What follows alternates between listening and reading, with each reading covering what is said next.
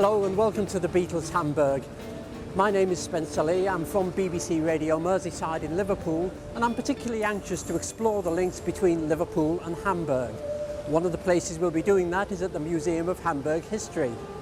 We're going to be going right round the St Pauli area and looking at the various Beatles sites that are there. We'll be going down the Reeperbahn, down the Große Freiheit, seeing the clubs that the Beatles played at, the Indra, the Kaiser Keller, the Top Ten and the Star Club. In fact, they're the only band to have played at all four clubs. The central station is quite crucial to the Beatles' development because they came here quite a bit. And in November 1960, George Harrison came here in his own. He was only 17 years old and he'd been deported for lying about his age and working really in one of the vice dens of Europe. We'll be finding out all about that later. But first I want to show you a little known Beatles site that is only round the corner from here that many people don't know about.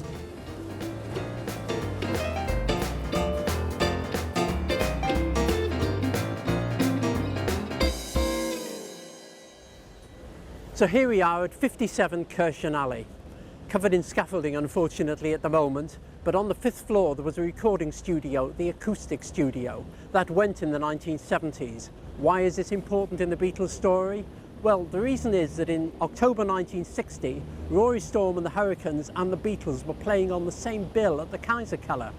And Alan Williams, who was the agent who'd arranged for them to be in Hamburg, was there. And he thought that they sounded very good when they were actually all jamming on stage together. So he said, let's go to a very cheap recording studio and see what you sound like. Now, who turned up? Well, from the Beatles, we had John, Paul and George.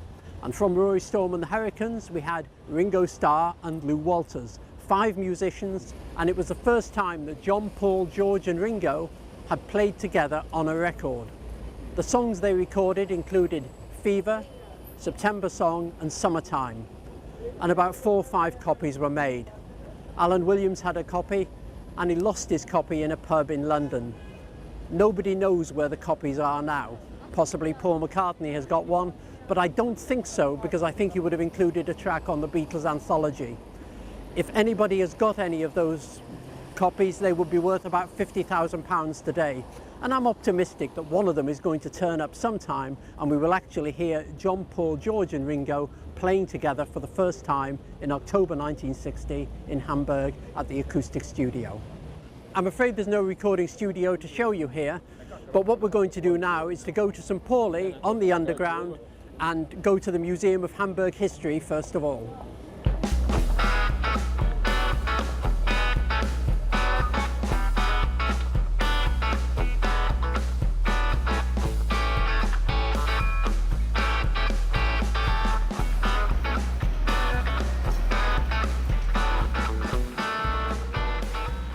Just to clear things up in my own mind, the Beatles had 6 stints really in Germany, so all in all they played 277 days in the St Pauli area and 800 hours on stage. Well, I've alighted at St Pauli station and our first stop is going to be the Museum of Hamburg History, where we're going to look at the exhibition of the Hamburg Sound, and I'm going to be talking to my good friend Ulf Kruger.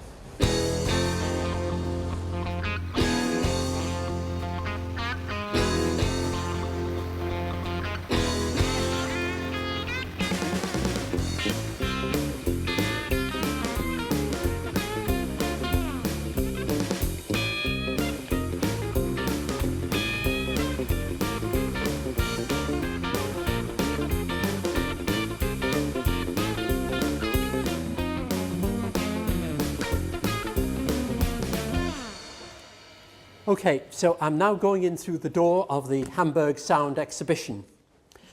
And we're going to be guided by my dear friend Ulf Kruger. He's a songwriter, he's worked with Lonnie Donegan, made 2 LPs with Lonnie Donegan. And here he is. Ulf Kruger, how great to see you. Yes. And you are an expert. You wrote this lovely little guide to the Beatles Hamburg, and you're going to be taking us around the Reeperbahn later on. Yeah, and definitely. First of all, we're going to be looking at this marvellous exhibition, and let's take a look just at what's in the first cases and see how it goes. Yeah. Okay? That's what we definitely Right. do. So let's have a look here first of all. Now, this is end of the war, British soldiers in Hamburg, am I right? Yeah, in front of the town hall. And these gentlemen brought swing music to Hamburg, which wasn't allowed before 45 in Germany, and you even could come to the concentration camp if you listened to that sort of music. So some Germans were actually put in concentration camps for playing Glenn Miller records? Yes, right. God, that's astonishing, isn't it? Yeah, still, it was the music of the enemy, wasn't it? Yes. Yeah. And we had a group of young people in Hamburg called the Swing Jugend, which means youth. And they grew longer hair and so on and listened to swing music at night and so on. Very dangerous. And now it was official again. Yeah. And we've now got the disc jockeys who are English people. In fact, I recognise him. Yes. That's Alexis Corner, a young Alexis Corner. He called himself Alec then, and Alexis later. Right. Yeah. And so he was working as a disc jockey in Germany. Yes, for BFBS. And there's a gentleman who became very famous in Germany, also English of course. His name is Chris Howland, and he introduced myself, for example, to pop music. Right. On the radio, of course. Now, this is going to prepare us for the Reeperbahn later on, I can see. This looks like the Germany version of the English magazine Health and Efficiency. Yes, that's right. And you see, music always was in the amusement quarter. Yes. Like, let me say, Storyville in New Orleans or Soho in London. So traditional jazz that followed swing in Hamburg was played on Reeperbahn. Yes. And you see, this is Stern Cinema on Große Freiheit, later to become the Star Club. Ah, right. That's in the 50s, of course. This is a couple of German Schlager stars, middle of the road singers. Yes. Looking very much like they did before the end of World War II. And Schlager is really music of your parents' generation. No, not really. They still call it Schlager today. It's what you call middle of the road. Yes. Just, middle of the road. I mean, a lot of the songs seem to be about going on holiday and being sunbathing and things. Yeah, that's right.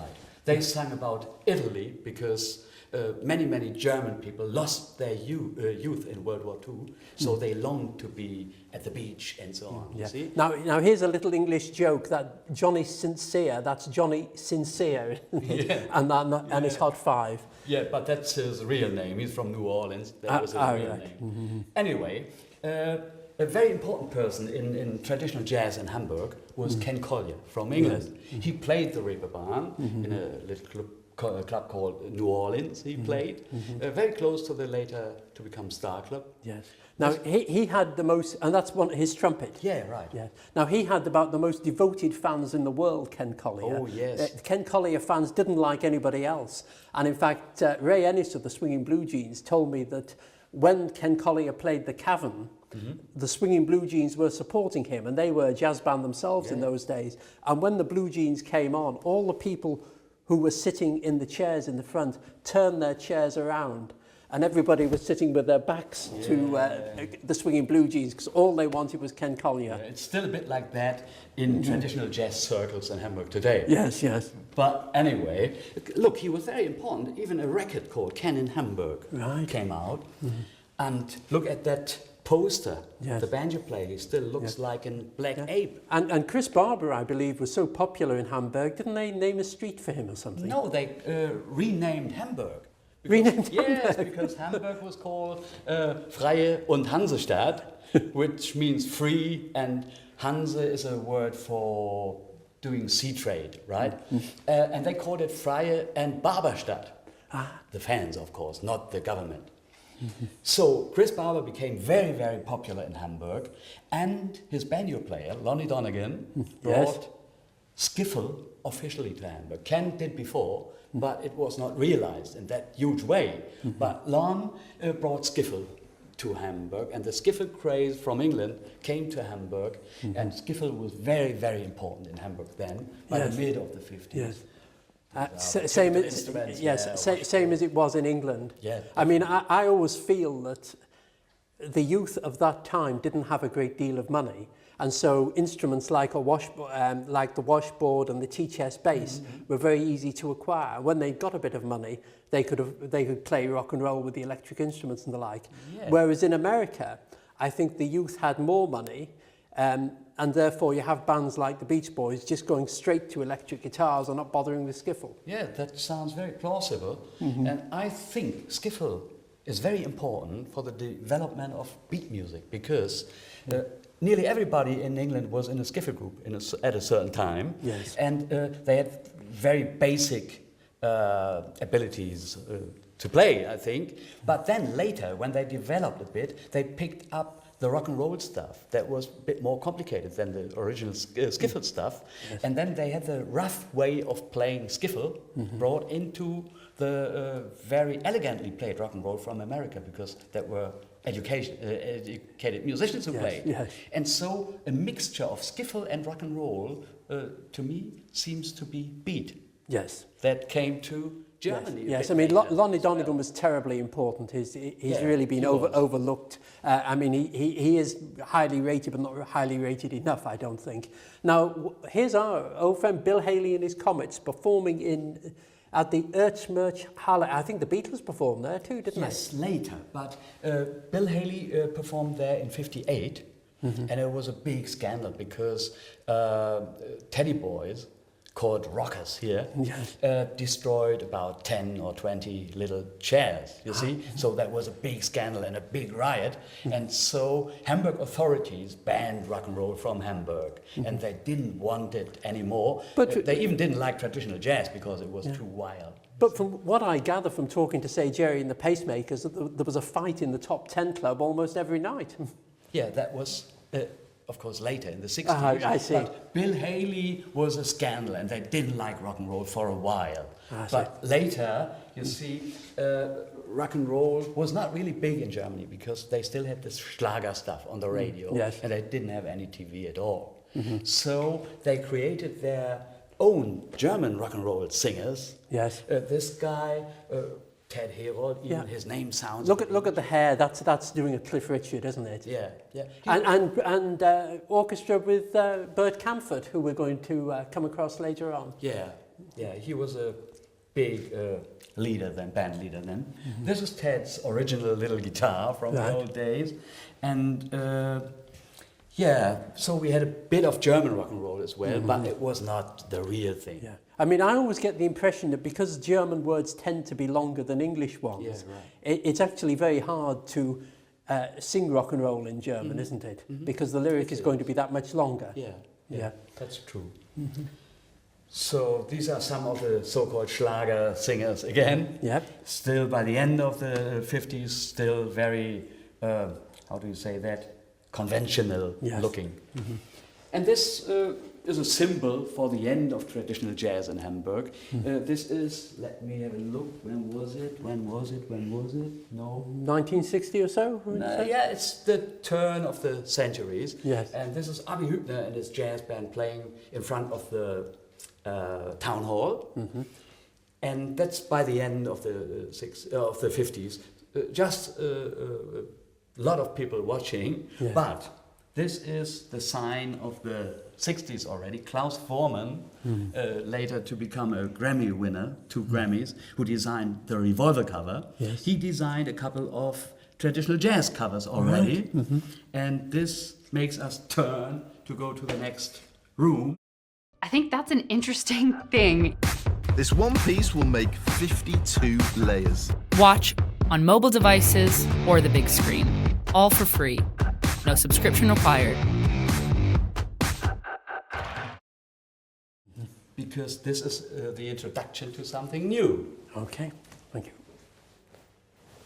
Well, Ulf, there's a very authoritative sign here. I know verboten means forbidden, so this is telling you not to do something. Yeah, it means the times of village music are over.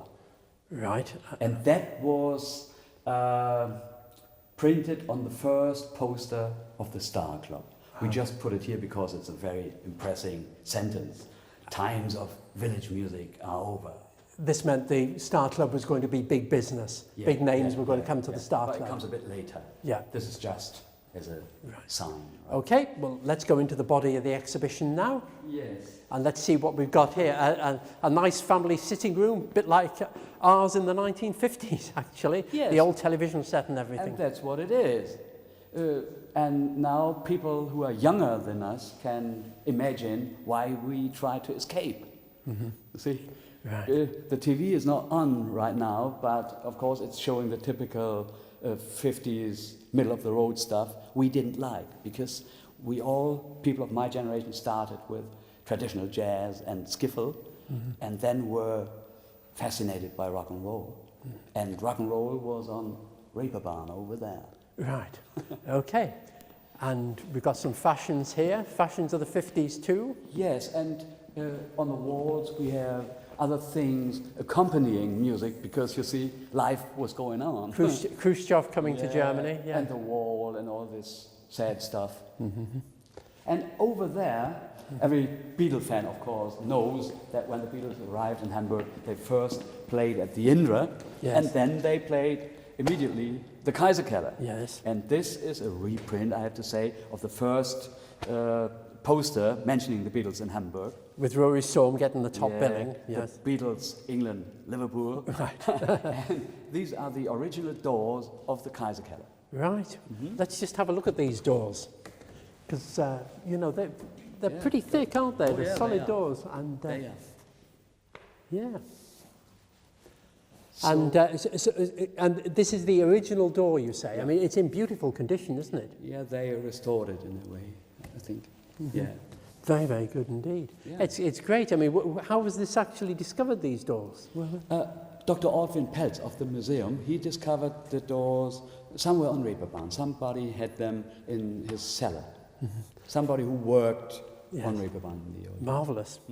Okay, well, let's move on to the next and exhibit. This is, in a way, symbolic as a door to Right. Reeperbahn and rock and roll. So when we actually go to the Kaiserkeller later on, we're not going to see doors like this. Right. And look over here. Yep. Klaus Forman, he made a sketch or a drawing of the old St. Pauli, mentioning all the clubs, Bambikino, Kaiserkeller, Indra. Right. So later on, the Hamburg Museum is sort of over here, isn't it? Yes, right. And we're going to be walking down the Reeperbahn, going to the Große Freiheit, and I think somewhere around here, John Lennon had his picture taken in a shop doorway, didn't he? Yeah, it's a bit out of the picture, Right. but you're right. It's that direction.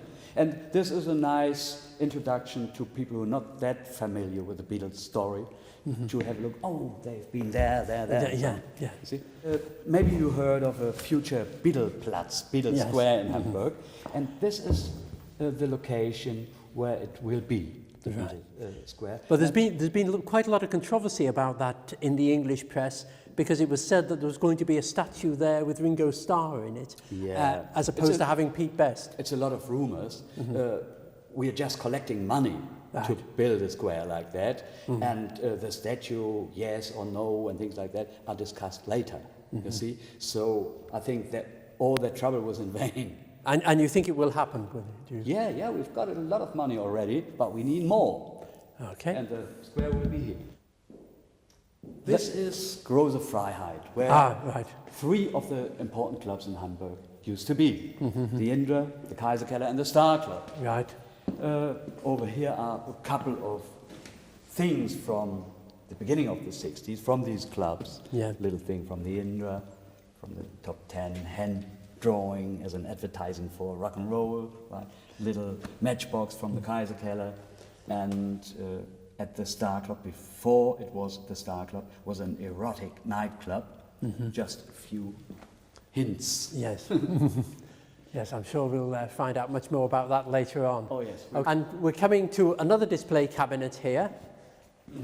And let's have a look at this one. Oh, little Peggy Marsh, who did I Will Follow Him. And she was a big artist in Germany, wasn't she? Yes, she really was. And this is saying that Schlager music, still in the 60s, was very important in Germany. It was not gone. That's Union magazine. And they are saying that the work songs of the colored people are sort of destroyed by German lyrics put to these tunes and have nothing to do with the working class people and so on. And so-called Schlager singers are responsible for everything. And the Schlager singers are those gentlemen. The Beatles performing at the top 10, they didn't even know who they were. And in one copy of Merseybeat, Paul said that they already had been in a magazine in Germany, and that's this magazine saying they are Schlagersingers, wasting these good songs. If they really knew what it was saying, they wouldn't have been too happy about it. Then. Right. That's it. And just before we leave this display, Ulf, I notice there's a timeline for 1962 here, and for February the 17th, 1962, it says a severe flood kills 317 people in Hamburg. Oh, yeah. Now, this is just before the Star Club opened. A lot of English bands would be there. No one has ever mentioned this to me, actually. Was this actually in that area? Or? Oh yes, it was, of course, the harbour area. Yeah. I think the musicians didn't mention it because they came later, and no damages anymore. And so nobody told them, and they were interested in their music and having a few and things. Ah, right. Let's now have a look at this motorbike, and you can tell us why this is here, a Florette motorbike. Yes, I don't know how it was in England, but German rockers, teddy boys, used to drive around on these mopeds, as we call them, because they couldn't afford real motorcycles, right? On motorbikes, not cycles. Yeah. Yeah, I thought it looked a sort of a fairly cheap machine, you know. Yes, certainly. it was. Yeah. It was. And so there are a lot of these around Hamburg. And nowadays around Hamburg we see piles and piles of cyclists, don't we? Yeah, it's changed. Yeah. Right, now let's have an art studio here. This must be Astrid's art studio. Yes, because when the Beatles started playing Hamburg, first at the Indre, then at the Kaiser Keller, they met Astrid, Klaus and Jürgen Vollmer, the so-called Hamburg Exes from existentialists. Right. And as we all, or most of us know, Stuart was a brilliant painter. Yeah, and the existentialists always dressed in black, didn't they? Yeah, they did. Yeah. And when they met, the Beatles and the so-called Exes, Stuart fell in love with Astrid. He moved into her flat in Eimsbüttelstraße 45A. And in the attic, he had a little studio to paint when he was still in the band. And later, he became a full-time artist. He painted and painted many, many things in this attic. And here it is, in a very simple way, but look, that's Stuart in the original attic, in front of the painting. Taken by Astrid. Yeah. Her typical style with that blend of light and shade, very, very effective. And those are three original paintings by Stuart. This is a portrait of John Lennon he did. That's an abstract thing. And this is a portrait of Astrid he painted as a Christmas present for Astrid's mother.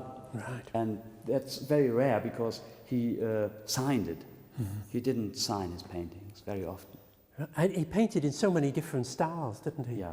This he did in a way, do you say naturalistic? Yes. Yes, because it was for Astrid's mother. Yeah. To recognize something, you see?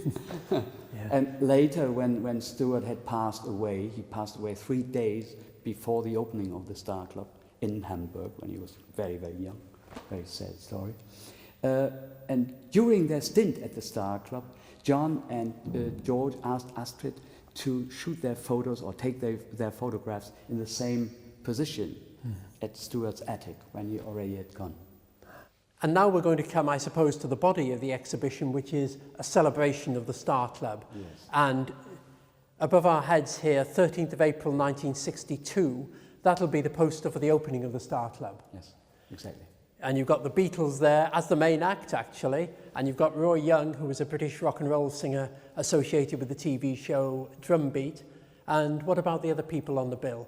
Oh, we've got Tony Sheridan.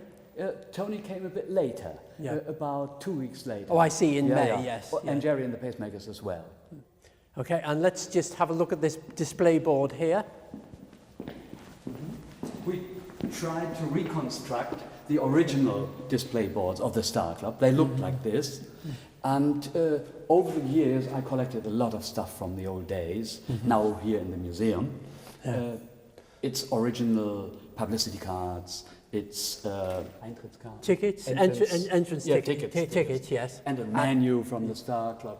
And these little signs are painted by a gentleman called Erwin Ross, who painted the original signs for the displays in the 60s. And many of the little handout photographs, publicity photographs are signed as well, which is rather Bill nice. Haley, for example, is about $400 to $600 in America now. Signed. Now, some of these stars clubs have 6 stars on, and some have 5. Yeah.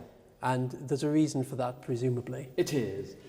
Remember the Stern Cinema? Yes. It already had a star outside of the building. Right. And it had 6 of those. How do you call them in English?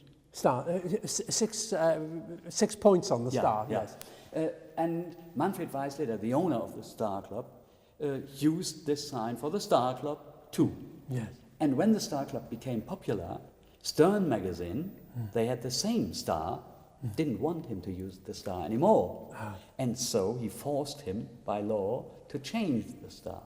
And so he lost 1 of these points and had 5 left. That's the story. Now, I've got a piece of memorabilia with me. I put on my Star Club pin that you can actually see there. Yeah. And I put this on because a lot of the beat groups from England would have this on, and this would protect them, wouldn't it, from the gangsters? Yeah, that's half true. Right. Because people on Reeperbahn knew who was working at the Star Club. You didn't need this little sign. Right. And Star Club people looked very much after their employees because they needed the musicians. Even if it was their fault getting into a fight, they protected them. Right. And there's a lot of musicians who would have cost substantial fees. Little Richard, the Everly Brothers. Yeah, the most expensive artist ever appearing at the Star Club was Ray Charles. And do you know what the fee for him was?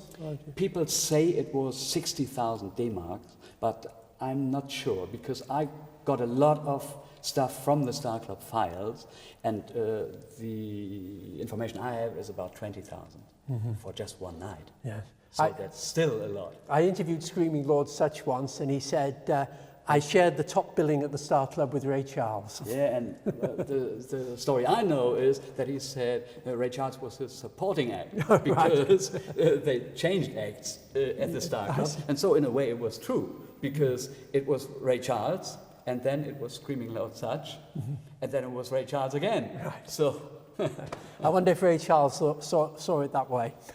Let's go through.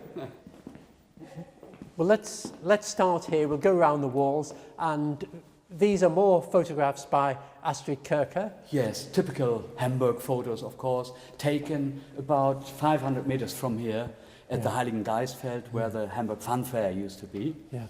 And these are... And quite astonishing, really, because this was a group that was actually unknown, really, and they've got all these photographs that were taken before they were famous. Astrid was extraordinary from that point of view. Yes, but it was especially because these guys were her friends, not famous rock and roll band. Yes. And she loved the looks of them. But I bet you can't think of another big band, particularly from the 60s and 70s, who had so many photographs before they were known. It is just amazing. I think that's the special thing on the Beatles, the magic. Yeah. Of course, Astrid was attracted by them and felt something. Yes, and I noticed she tended to only take the good-looking singers, didn't she? She didn't have photo sessions with, say, a big bloke like Kingsize Taylor or anything. Yeah, I think you're right, but it was, they were friends, and so she took that. Right, and we've got here, John Lennon signing something to Astrid. Yeah, his book, and that's typical for John, Love and Cripples, from John. You see? And this is a nice little letter from George saying, Astrid, can you send your negatives to me? I'm going to write a book on the Beatles because Paul and John are earning so much money now and I don't write any songs. And so Astrid sent the negatives to him. And later when I became her manager, I asked her, where are your millions? And she said, there are no millions. And I said, where are your negatives? Gone. Where? I sent them to George. I said, call him. And 2 days later, George returned the negatives. And then we started working. Well, people always say George was a really nice person, and that's an example of it, isn't it? He really was. Yeah. Right, and let's go to the next display case. It's just a couple of items in here. It looks like receipts for drinks. In a way, yes. This is a gas receipt, because when the Beatles started playing the Star Club, Paul had rented, I think, a little Fiat car to drive around, and he bought some gas on the Star Club's account. And so he had to sign as well as James Paul McCartney, one of the first signatures. And this is a very nice little story because they had in-house receipt books at the Star Club where employees, and the musicians were employees, had to sign for free drinks. Right. And to avoid confusion with colleagues by the same names, John and Paul had to sign with John Beatle and Paul Beatle, which makes this little book unique. Right. Okay, and over here, some albums and such. Oh, a display of the great Kingsize Taylor, Yeah. devoted to Kingsize Taylor. Yeah, Fantastic. and it's from Kingsize Taylor's collection. So this shows how many real famous people played the Star Club, and Kingsize all the time on the same bill, sometimes backing them. Yes. You know, in '64 he backed Chuck Berry on a whole tour of Europe, and this shows him with Ray Charles, Gene Vincent, everybody. And I have to say, I loved Kingsize Taylor and Dominoes in the old days. Yes. Great band, and I still love them today. Yes. Great people. Yeah. And This is a little, I don't know the word for it, let me have a look. What it's called, I don't know. This little thing was presented to Kingsize Taylor by Little Richard, and it says, "To my friend Kingsize Taylor by Little Richard." how nice. Now, New Year's Eve 1962, Kingsize Taylor recorded the Beatles at the Star Club, Yeah. and this became a cause célèbre, really, a very famous album. There were court cases galore over it, Yeah. even been recent court cases as to whether it can appear on CD or not. yeah. And this is the tape recorder that it was recorded on. Unfortunately not. It's Oh, right. the tape recorder. He played the tapes to Brian Epstein later. A different tape recorder, but he played the tape you were describing on this recorder to Brian, and he turned it down. Okay. And this gives you an idea of the number of people who went to the Star Club, presumably, the famous Chinese Yeah, lanterns yeah. there. Yeah. So get about 2,000 in there, I think. No, it was about 1,000. It's just a cinema. Yes. You see? Right. And yeah, it's display windows again. I always say nearly everybody played the Star Club except Elvis and the Rolling Stones. Right. It's so many famous people who played there. And yeah, it was a great time. I'm proud of having been a little, very small part of it. Later on, the Hep Stars. Now, don't tell me, one of ABBA was in that group, wasn't The piano Benny, player. Yeah, Bjorn, the piano player, yes. Even from Belgium, a skiffl yeah. band called Faire Grignal. And Casey Jones and the Governors, I think Casey was Brown Casser, wasn't he? That's right. And Of Cass and the Casanovas. yeah, and not many people know that Eric Clapton played in his band for a couple of weeks. Yes. When I met Eric a couple of years ago, he asked me if Brian Casser's still around in Germany. Oh, right, yeah. And Brian Casser, Cass and the Casanovas, he left the Liverpool band and they became the Big Three. Yeah. And someone who is still singing today, Lee Curtis there, Yeah. very impassioned version of Jezebel he does. Yeah. A very, very good voice indeed. Yeah, he was famous for it in Hamburg. Right. And move over to this display here. A group that became very big in Germany, the Remo 4. Yeah, the Remo 4, they were forerunners of jazz rock. Yeah. So the audience, unfortunately, didn't like them very much because they were ahead of their time. Yeah. But the musicians loved them. Great band. Great band. Now here's Ginger Baker, and behind him there's a musician who clearly 2 weeks at the Star Club has got to him. What's his name again? I Bass don't player know. with the cream. Oh, Jeff Bruce. Yeah, Jack Yes, Bruce. right. And that's Eric.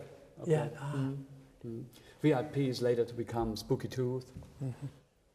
Right, well, let's have a look now at what it was like in the Star Club. And we've got, behind you, Wolf, here, we've got the seats as in the Star Club. Yeah, it's a couple of original bar stools and an original table from the Star Club.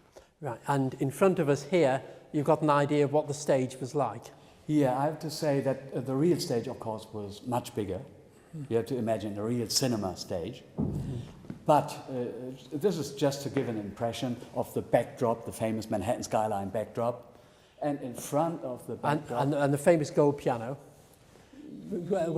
Actually, that's not the gold piano, No, is it? the gold piano was bought for Ray Charles. Because maybe they requested a piano like that.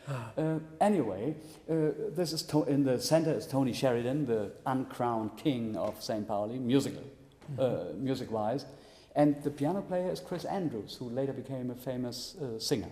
Right, Yesterday Man. Yeah, and to bring myself in a bit, that's my original drum kit I used to play at the Star Club. Right. And what band were you with at the Star Club? A very, very famous band called William Thornton and the Chicago 8. Nobody remembers them. English singer and a German band backing him. Yeah. And the keyboards? Just a keyboard from the 60s to give people an impression what the bands used to use. Okay, the Star Club there with the Manhattan skyline. Let's have a look at a few more bits of memorabilia about the Star Club in these wonderful display cases. Yes, friends, here we've got parts from the Star Club bookkeeping. First of all, it's a picture showing Manfred Weisleder, the owner of the Star Club. Yeah, he doesn't look too threatening there, actually, but I think he was a fairly imposing figure, wasn't he? Yes, and he was, I think he was a genius, because he invented a lot of things important for rock and roll music. Right. Merchandising was not known then, and he had a lot of merchandising things. Yeah, we've seen a lot of that Star Club memorabilia, certainly. Yeah, we talk about that later. Right. And this, for example, is an advance payment to Fats Domino, and lots of other things. Original stamps, is it stamps? Yes. From the Star Club. And look over here, for example, a couple of hotel receipts. This is one for Little Richard at the Pram. This is one for Ray Charles at the Atlantic hotels. They had nice accommodation, not just bunk beds or so, but they were real stars, of course. This is a letter by Brian Epstein to Manfred Weisleder saying that the Beatles should have better accommodation next time. Right. And lots of things like that are in here. And so we looked at these letters here, and I see there's a cup over there. That's a cup that was awarded by the Star Club, was it? Yeah, because in the beginning they just had English bands, mainly from Liverpool and London at the Star Club, and a couple of American stars, but now they brought in the German acts, and they had talent contests for two reasons. Just first one was finding talent, and the second one was they all brought their following to the Star Club, and they had new customers to pay, you see.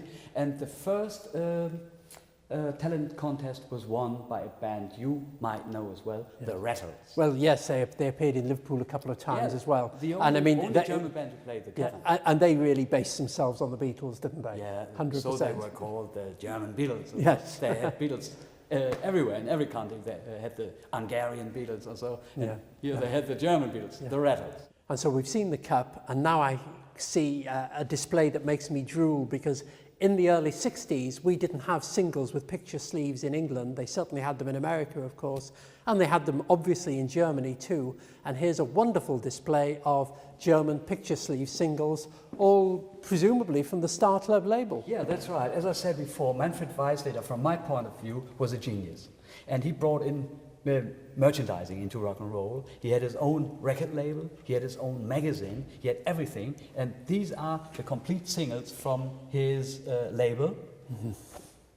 Everything that the Star Club put out is here, all the singles. That's fantastic. Yeah, and also the LPs, as we call them, the albums. I mean, there's one, and over there are a lot more.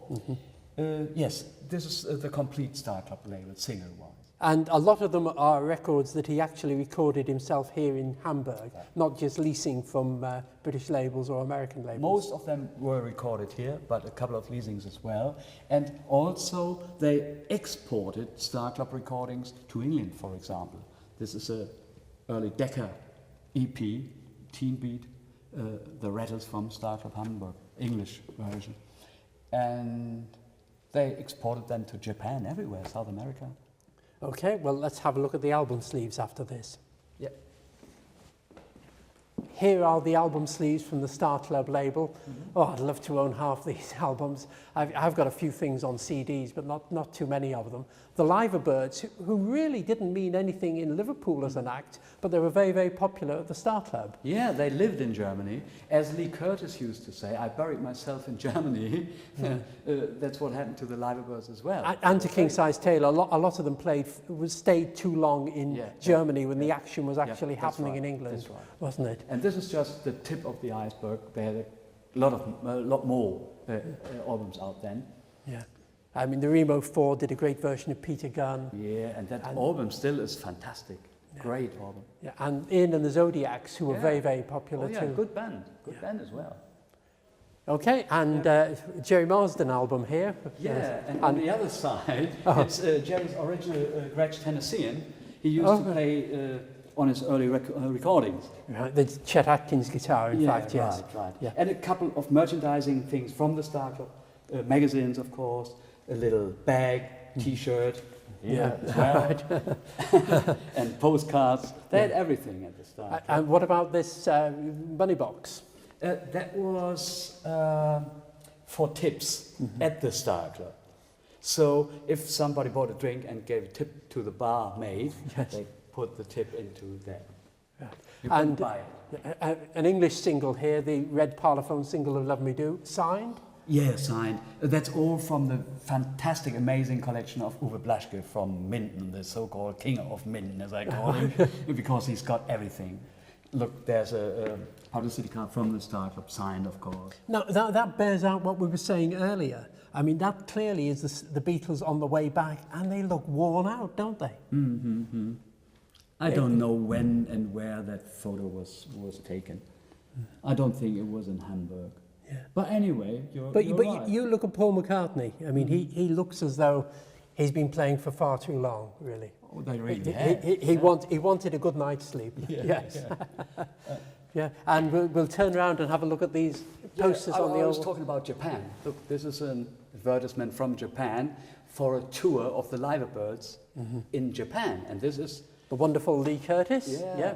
Still performing to this day, still doing Jezebel. Yeah, the Scream. German band, the Screamers, typical German name.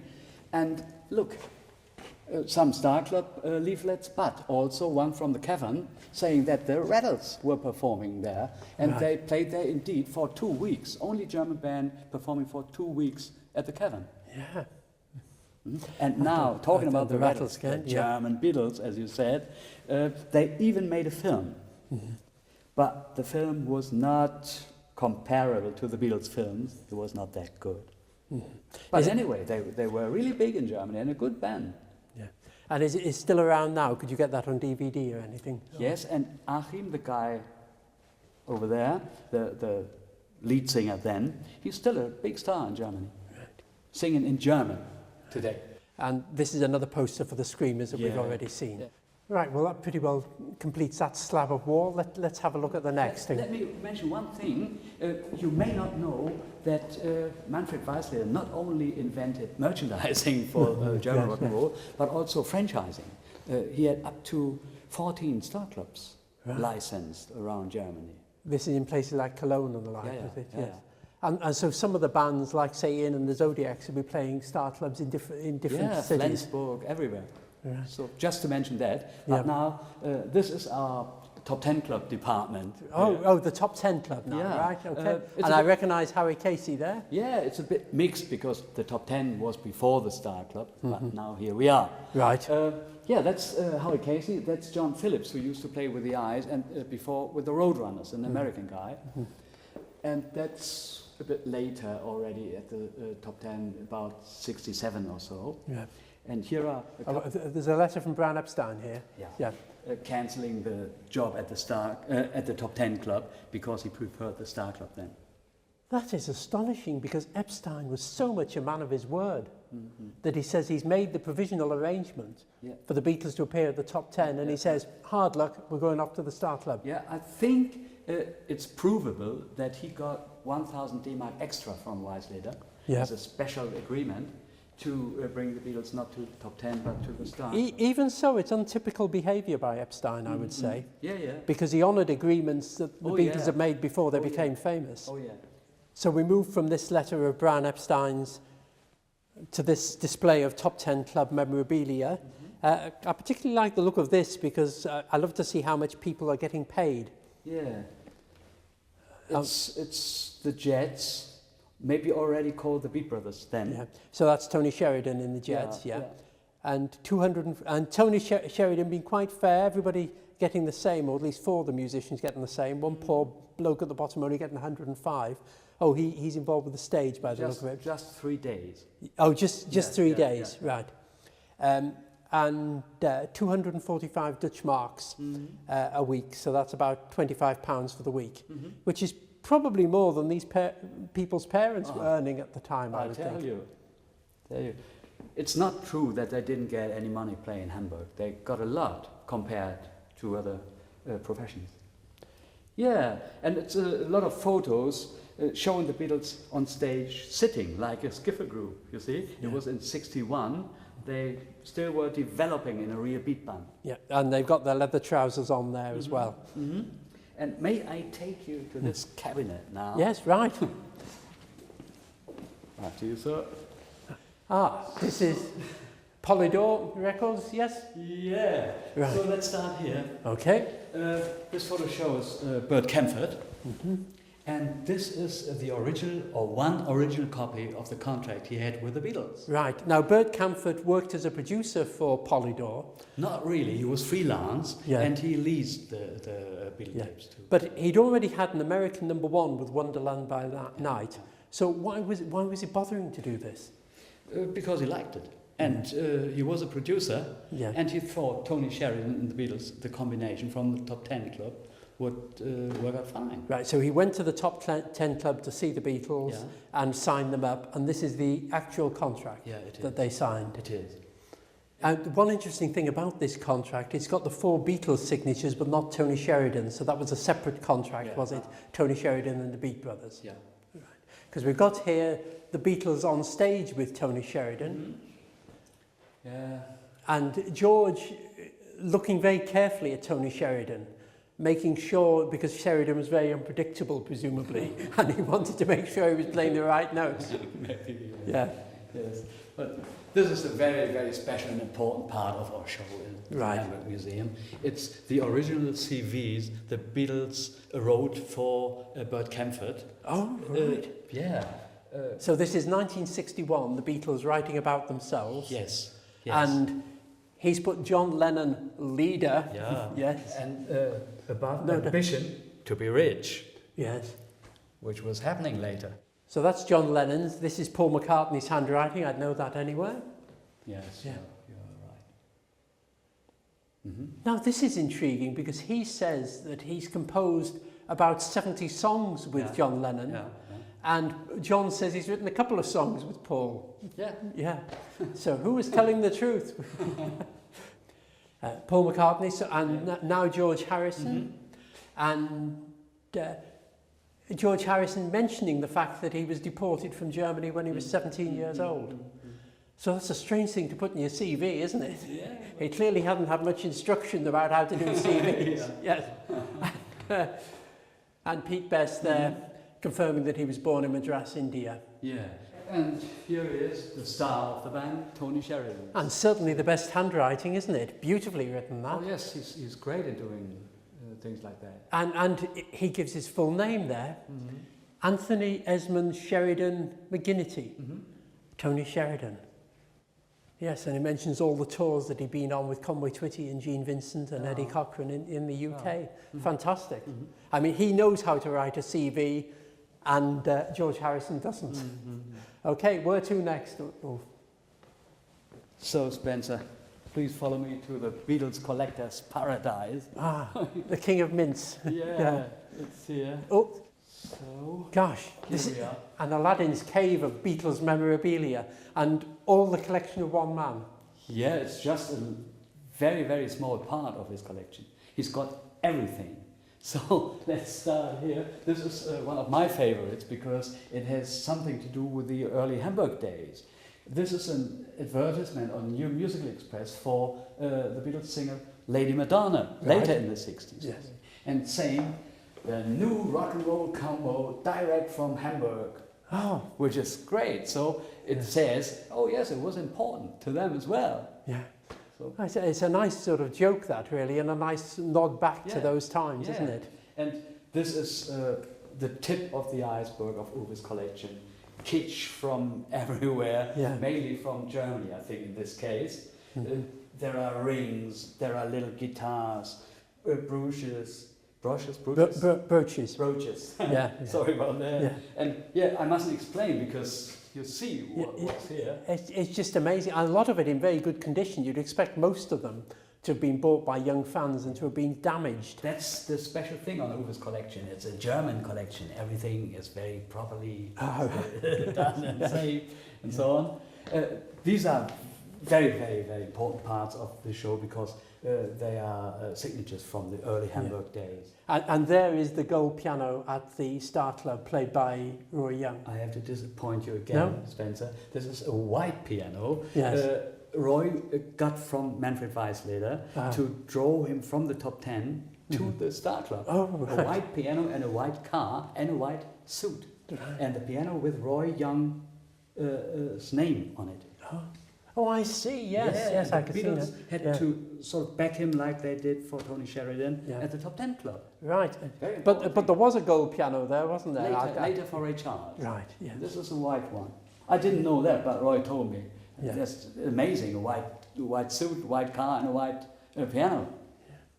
And let's have a look at the other cabinets over here. This shows the Beatles memorability. The advertising started very early on, didn't it? 63, 64, there were lots of items, pictures of them in 63, 64 on cups and things. Yeah.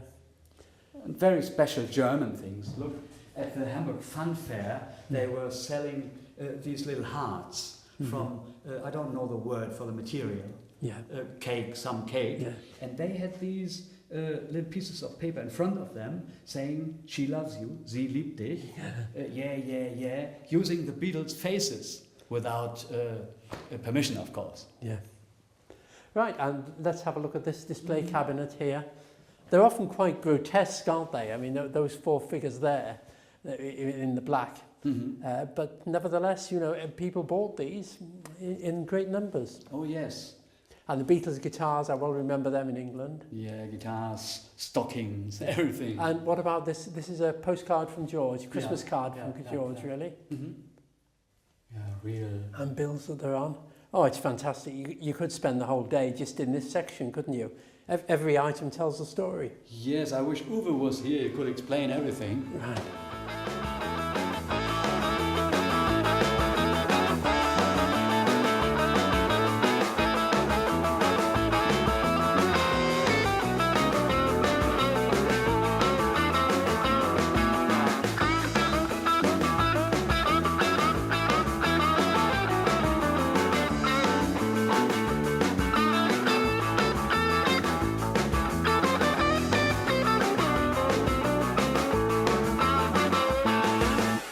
Well, it certainly took my breath away, that, Ulf, but some of it was unbelievable tat. I can't believe that they licensed it.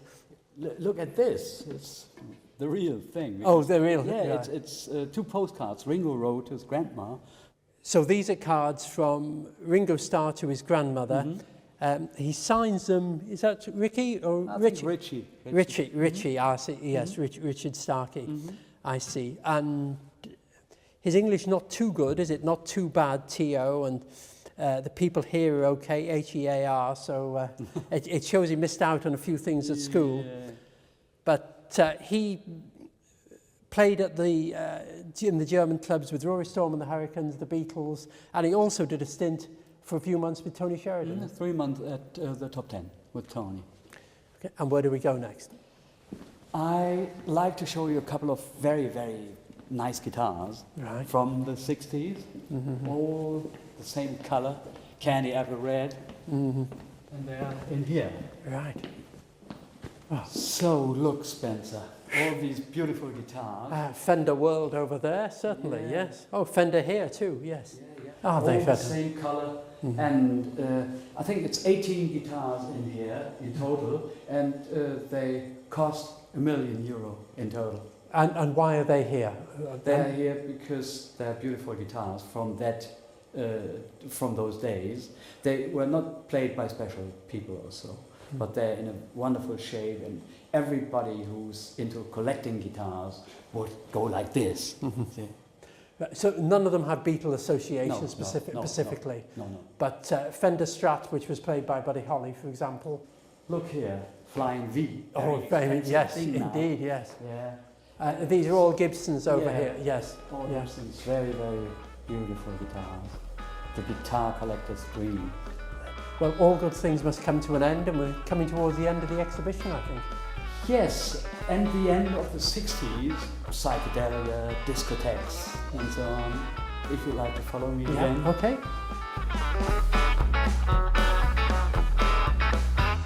So Spencer, here we are right at the back room of the Star Club, the dressing room, backstage. Yeah. It's Chuck Berry, Screaming Lord Sutch, a young German band. Over there it's Achim Reichel of the Rattles and Domingo Zamudio of Sam the Sham and the Pharaohs. Indeed, he recently played Liverpool. Wonderful guy, yeah, great guy. And we haven't mentioned Jimi Hendrix, one of the most famous people to play the Star Club. 67 at the Star Club, and times changed by the end of the 60s a lot. Psychedelia, fashion change, look, Twiggy here, they had musicals. Hair, for example. Well, hair would be very mild compared to what was going on in the rest of the Reaper Barn area, though, wouldn't it? Yes, right. Yeah. And look at that poster, Jimi Hendrix, very psychedelic, isn't it? Yep. And playing in Stuttgart. Unfortunately, discotheques took over, rock and roll went down, and so Manfred Weisslieder got all these Star Clubs, and they just disappeared, did they? They did. The original Star Club closed its doors New Year's Eve, 69, and here we are, the last puff from the ruins of the Star Club. And the 5 stars that we were talking about, the 5 points of the star. It's the original star, it's part of the original stage, and it's part of the original dance floor. Right. And why was this preserved, do you know? How does it come to be here? A friend of mine, who was the resident photographer of the Star Club, Günther Sind, he saved a lot of stuff from the ruins of the Star Club when the building had burned down and it was demolished. So later I bought a lot of stuff from him, and that's where the pieces of the dance floor come from, and the stage parts.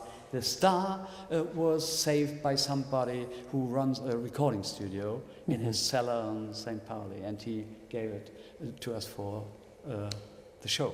Yeah, I'm going to be a ridiculous fan now, but if I touch this here, I am actually touching something that John Lennon could have stood on.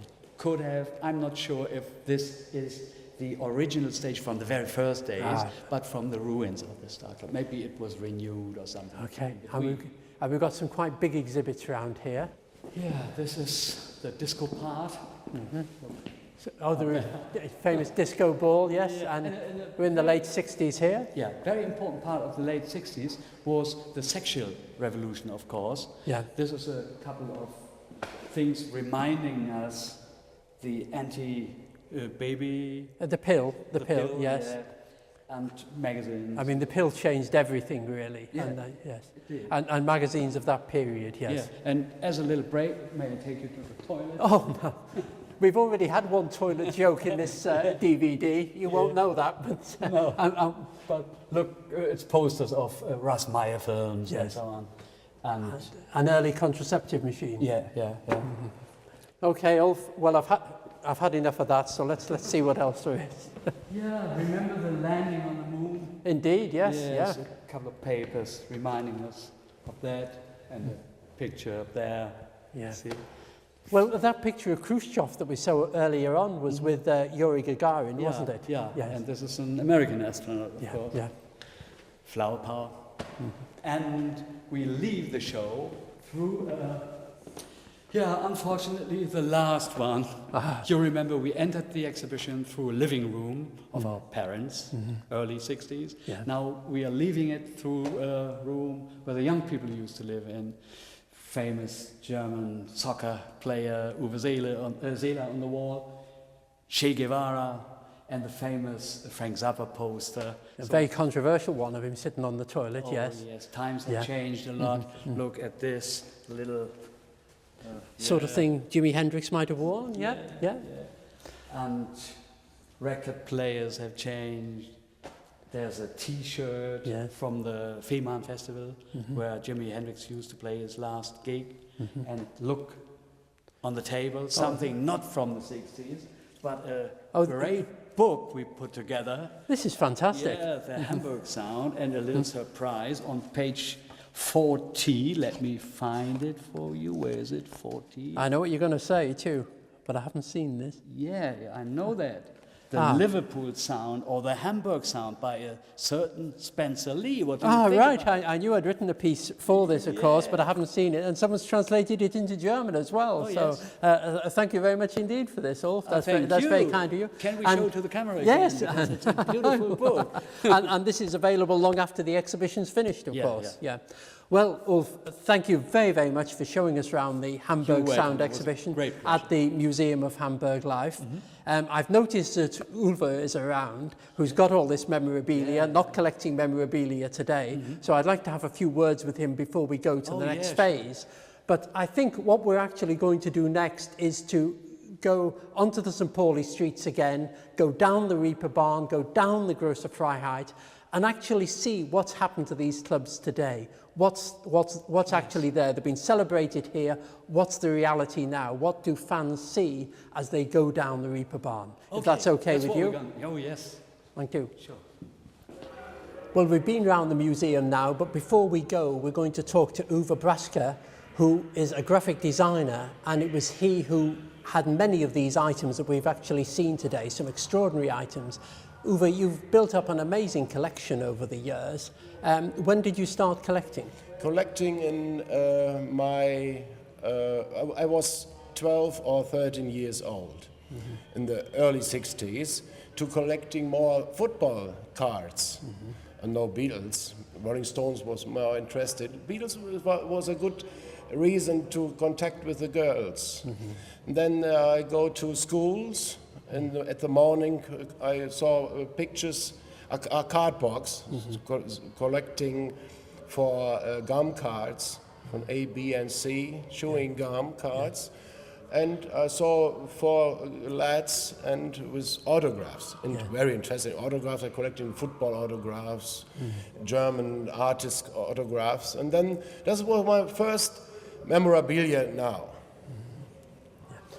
And what is your favourite piece of memorabilia that you've got, your most valued piece? Yeah, the best, what I have to see here in the museum now is the first record contract with Bad Camford to recording My Bonnie. Yeah. And how do you think of My Bonnie as a record? Is it one of your favourites? Songs or? Yeah, well, just that particular record. How do people in Hamburg feel about that record? I think Hamburg is 2 million people live there, and I think Beatles Star Club. Star Club is very interesting for the people there, and remember more Star Club connecting with Beatles. Yeah, I mean, I actually love My Bonnie because I think it's got a lot of rock and roll excitement in it. And even though it's a fairly silly song now, they come across very, very lively in it, and it just shows you how exciting Tony Sheridan and the Beatles, in this instance, must have been on stage. Then in the school, we're learning My Bonnie, German words. My Bonnie is over the oceans was a tradition song. And then came to a rock and roll song. My Bonnie, we learned. And you've got a contract there of Tony Sheridan with the Jets. So he came over as part of a group called the Jets initially. Yeah. With different artists in the Two Eyes Club in Soho. Yeah. And I give, and not in the same time I live there here. Yeah. Then Bruno Koschmieder wouldn't like to opening bring rock and roll to Hamburg, and met Ian Hines at Two Eyes Club.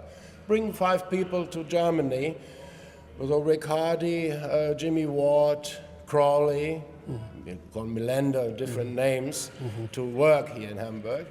And the last one was Tony Sheridan in Kemp in the early 60s, before the Beatles came to Hamburg. Yeah. The Beatles came in August 17 to Hamburg. Yeah. And I think for myself, this is a first invasion for British groups. Now, on that contract, would you say, it's in Dutch marks, would you say that they were being paid well? The contract from Camford? Yes. Well, no, the contract for the Jets, Tony Sheridan and the Jets. I don't know. Oh, I don't know. Yeah. I'm a collector, not investment, not seeing dollars in the eyes. Right. And this exhibition is called the Hamburg Sound. Yeah. I mean, most people think of it as the Liverpool sound, but do you think the Beatles owe it all to Hamburg? I think it is a mixed. I think the Beatles came to Hamburg and learning, 8 hours one day, learning, come back to Liverpool, and what you playing? I think the Hamburg Throat, when 8 hours one day working is very hard, I think, so with a little bit drunk and breakups, and then the sound is different to before. It's the Hamburg sound. Yeah. Also Kingsize Taylor, not for the Kingsize. Yeah. And finally, that contract you got with Bert Camford for the Beatles, how did you get hold of it? I got it for, I think, 5, 6, 7 years ago. Yeah. Just at an auction, was it? I got a call. Wow. This contract is on the market. And the man wouldn't like to get to Sotheby's Christie's, but I think this contract must be there in Germany forever. Yeah. Better by me, and my collection. And you've no intention of selling it? No, I buy it, but at a good price. Now is, I don't know the price. Great. Well, it's been great seeing you, so thanks very much indeed. Oh, hi all. Good to see you again. Yeah. And that was a lovely little interview with Uwe there. Yeah, he's yes, a great guy, isn't he is, definitely. And we're in St. Pauli, not too far from the Reeperbahn, are we? Yeah, it's about 400-500 meters from here. Okay, well, let's go. Okay.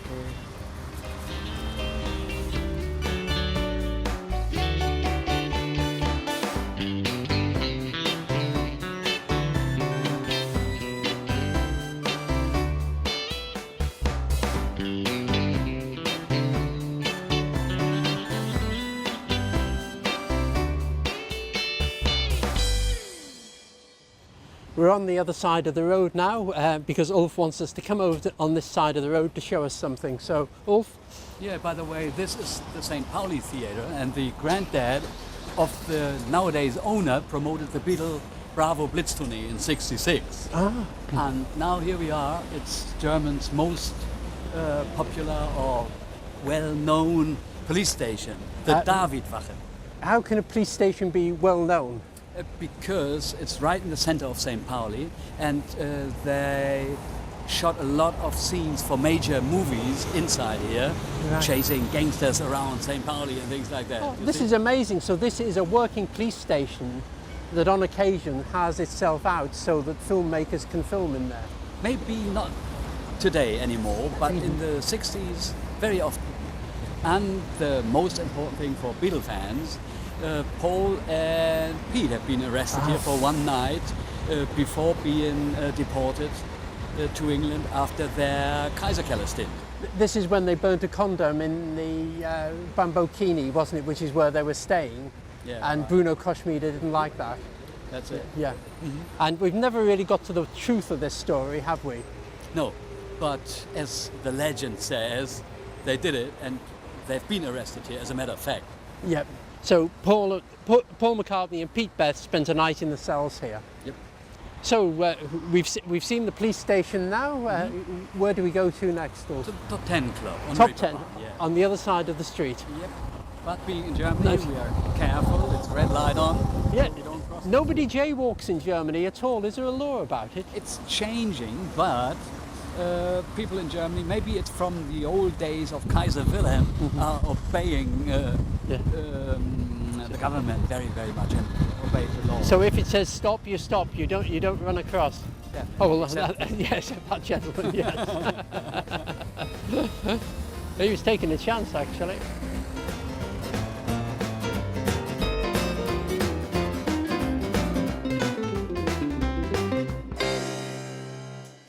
We're going up towards the top 10 club now, Ulf. Yes, that's right. But I'm afraid it's not very similar to the old days. Nowadays, I even don't know what's in it because the owners and the views of the clubs on Reeperbahn are changing very, very quickly. So let's have a look. Oh, it's called Discotheque La Rocca now. Ah, right. Well, this looks quite swish. It's a very nice sign outside. We'll see what it is when we get there. Oh, desolate. And look up there. It still says Hippodrome. They had the display window here in the old days, covering this Hippodrome and cafe thing. This is very old because in this place was a hippodrome, a place where donkeys and horses run around in circles and people could try to stay sitting on them, right? Now, the first time Alan Williams went to Hamburg, he went on something like that. So this would have been here before it was the top 10 club. They had several hippodromes here, but this was one. And so this says Hippodrome, and there was the display window showing the photos of the bands who played in this place. Yeah, it's a shame, it changed a lot. Now, how did the top 10 club come into being? As I said, it was a hippodrome before, Yes. and it was bombed in World War II and destroyed partly. So his hippodrome was not a real business idea anymore because people looked for other thrills. And when rock and roll was going down well on Große Freiheit, first at the Kaiserkeller, the son of the hippodrome's owner realized, oh, that's a good idea having a rock and roll club. And he was quite young, was he? Yeah, he was about 20, 21 or so. And together with Tony Sheridan and the Jets and Horst Fascher, they rebuilt or redecorated the Hippodrome and turned it into a rock and roll club in 1900 and by the end of 1960. Yeah. So this was Peter Eckhorn that you're talking about. Definitely, yeah. So the top 10 club opened, as you say, the end of 1960, the beginning of 1961 by Peter Eckhorn. Already you had the rock and roll on the Reeperbahn at the Indra and the Kaiserkeller, which was owned by Bruno Koschmieder, who in fact was something of a gangster. So how did Peter Eckhorn have the nerve at 21 years old to start his own club here? I think people working and living on Reeperbahn, or St. Pauli as you say, they were all very tough people and they tried their best to be successful and didn't discuss things like that very long with people who did the same. So I don't know, but they all had a circle of people around them protecting them, and that was normal, I think. Yeah. And this place could seat how many, would you say? It was much smaller than the Star Club. Let me say 400 or so. Yeah. And the Beatles played here quite a long stint in 1961. Yes, I think it's the longest stint they ever played in their whole career, the stint of the top 10. And it was through this gate that Bert Camford went and signed up the Beatles for Polydor. Yes. Okay, well, I don't think there's anything to see here, really. It's a great shame. Nothing. So we'll continue walking down the Reeperbahn.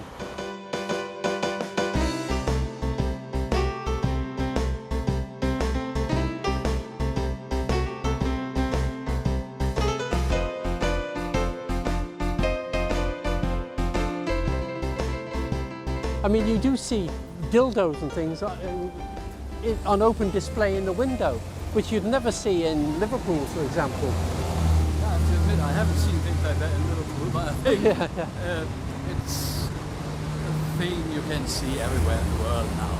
It's nothing very special anymore. But in the old days it was, but they didn't show any dildos in the displays then. No. So it was different. Now, I noticed we're on this side of the road and we're going into the Große Freiheit, and the Herbertstrasse is just off one of the roads on the other side. Yes, very close to the Davidwache. Yeah. But very close to the police station, is that you're saying? Well, Yeah. no, it is close to the police station. Yeah, it is. And this is a street where prostitution is legally allowed. The women are in the windows. But we'd be taking our life in our own hands if we tried to film there, would we? Yes, but I think that's quite understandable Yes. because people working in that field are not keen to be filmed. And certainly not their clients. That's right. So look, over there's a sign saying the Beatles. Yes. Right. The Beatles, but now this is something you're behind, isn't it? The organisation that's putting together this Beatles memorial in Hamburg. Putting that together. And this is exactly the place where it will be in the future. The junction of Große Freiheit into Reeperbahn. And at the moment, there isn't really anything about the Reeperbahn that we've been down that says Beatles. So that will be very good to have that there. Oh yes, and that will be a start for a whole bigger thing. You see, we've put the show at the museum on as a start. Then this will be the next step, and then we'll organize nice plates at every building, and so a bit modeled after Liverpool. And the website you've got www.oldie95.de. Why Oldie95? They are a radio station, and they. I don't know the word in English. They started the whole thing, right. So they are responsible. And how soon do you think this will happen? Next year. Oh, great. Okay, well, I can see the sign for the Große Freiheit here, so off we go.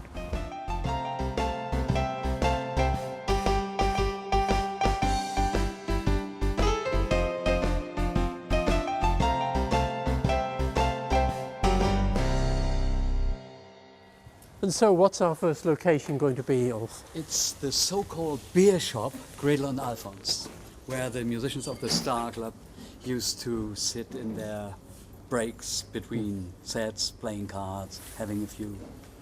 Unfortunately, it's closed, but this pub is still the same. Low prices for people working on Reeperbahn. So this is one of the few places that's actually retained its name through the 40 or so years. Yeah. And do they have much memorabilia on the wall or anything? Not really, not really. I remember a couple of years ago, 20 years ago, so Paul was having a press conference down at the Kaiserkeller, and he came here and was reminded that he owed them some money, about 20 marks or so. And so he signed them a poster and gave it to them. It's still on the wall. Yeah. Okay, well, let's move on to one of the clubs. Yes, we will. Next, And I know I'm going to show you the Star Club, or what's left of it. Well, you said it was only a few doors away from Gretel and Alphonse. Yes. Right. And it's over there, look, the yellow Holsten sign. Yes. That's where the original Star Club Star advertising the club was hanging in the old days. And where there's this Thai live music sign, they had a big yellow sign with all the names of the bands that performed. Yeah, there. and a very impressive list of names as well. A lot of American stars too. Yes. And there's a rock cafe there now. Yes, but of course it has nothing to do with the original Star Club. In fact, there are several different businesses in the area where the Star Club was, in that space. Yes, it's because of the building burned down and it was demolished, and it's a totally different I see. thing now. So there's nothing original to see here at all? No. But Okay, so let's cross the road now and see what's actually in the Star Club building these days. look on these walls here and here. They had the display windows I showed to you at the museum. Yes. We reconstructed. And now, look, something that's reminding us of the old days. Yeah. A plaque, but not showing the Beatles, but Jimi Hendrix. And why Jimi Hendrix? I know he played at the Star Club, but he only did a night or two, didn't he? And That's right. the Beatles did hundreds. Well, not hundreds, but getting on for that. Yeah. I think the guy who put this plaque on the wall was a Jimi Hendrix fan. That's the answer. Yeah. And these steps aren't a dance that they were doing at the Star Club. In a way, yes, but in reality, they're Yeah. showing us the direction to the, let me call it, tombstone in the backyard. Okay, let's go and see the tombstone. Just a few steps past Paradise. Yep. No, you haven't lost Now me to that. turn I'm left, still here. please. Yep, and here it is. the Yeah, tombstone. here it is, a real big one. Mentioning a lot of bands that played here. I think Jimi Hendrix, unfortunately, is Yes, spelled a bit wrong, Yes. and The Who didn't play here. Oh dear. Right. Right. And who erected this? Was it a bunch of fans putting the money up? Yeah, which is nice because nobody else did something or anything. And so it was open for 7.5 years, really. Yeah. And I have to say, from my point of view, it was the most important club of those days. And Because the list of people who played there, as I said in the museum, except Elvis and the Rolling Stones, it was nearly everybody. and can you explain the final sentence? If you read that out to us in English. Yes, that means we thank the following persons: Manfred Weisleder and his team, Horst, which means Horst Fascher, Pico, who was a factotum at the Star Club, Hans, who was working at the Star Club, and all the others who made this possible. Yeah. Now I know Weisleder. I know Weiss means actually white in German, but these people like Manfred Weisleder, Bruno Koschmider, Horst Fascher, they're fabulous names. You're scared before you even meet them. If you're from abroad, maybe, Yes. it's quite normal German names, you see. So Weisleder translated means white leather, Yes. which is, yeah, normal, and Fascher and Koschmider, it's normal. They've certainly Maybe got, not to your they've got a ears. sinister ring about them, certainly. So it's really nice, isn't it, of that the fans got together and I put the money for appreciate this. very, very much they did it because nobody else did. It's fantastic. It cost them a fortune. Yeah. And in 2002, there's this little plaque that was put next to it by people from Liverpool. Yeah, I appreciate that very much as well because there's always been a strong axis between Liverpool and Hamburg in the old days and still today. You see, Lee Curtis is performing a lot here, and Kingsize Taylor has moved to Hamburg again, so it's still living. Yeah, and they were remembering 40 years of the Star Club, even though it had long gone. Yeah. Okay. It's been the most important time in their lives. Yeah. Well, it's a shame there's not much more to see of the Star Club, but let's be on our way.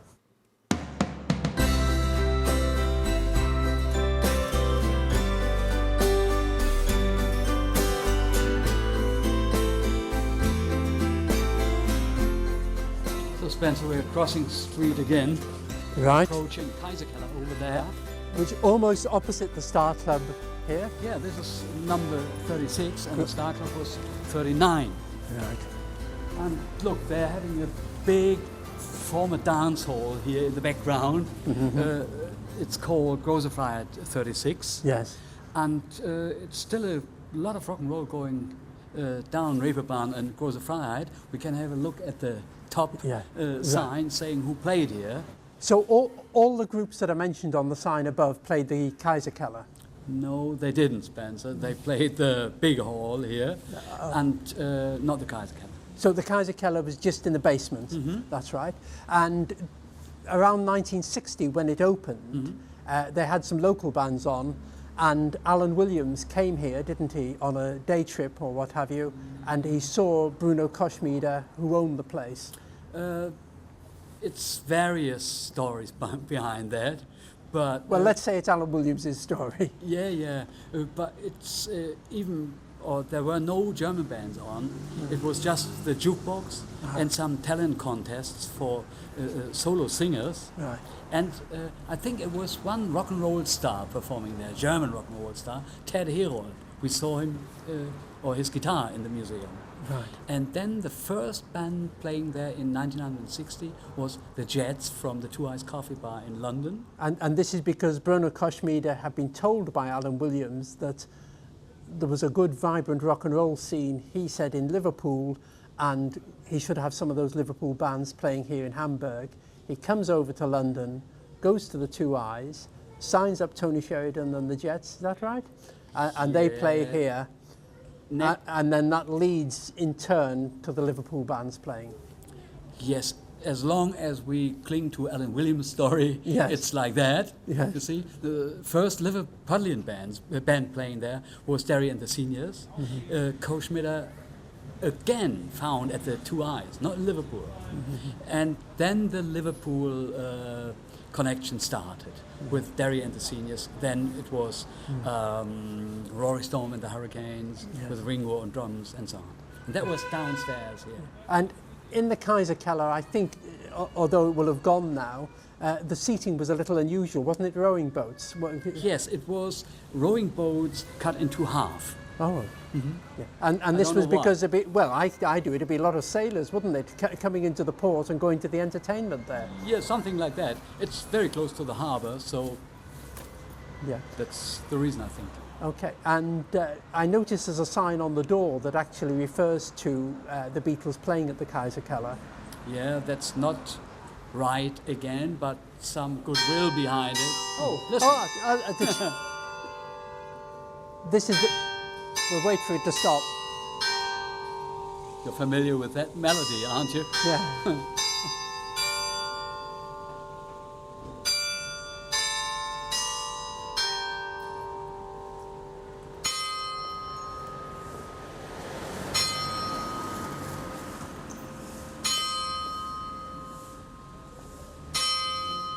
Can you have a look? Yeah. Uh-huh. At 4 o'clock, and all the Liverpool bands would have been very familiar with that sound, wouldn't they? Yes, Because this is a church that was actually there in the midst of all this mayhem, in the Große Freiheit, a Catholic church that was there.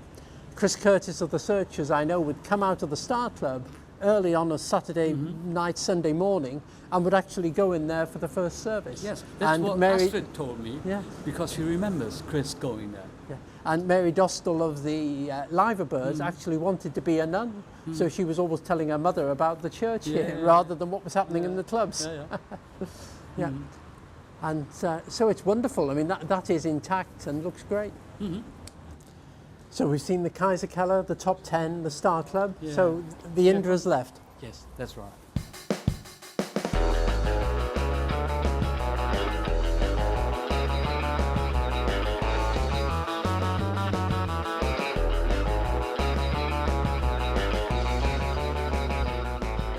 So I can see the sign for the Indra there. Yes. Rhythm and Blues and Jazz Club, it says. Yeah, and there's another sign.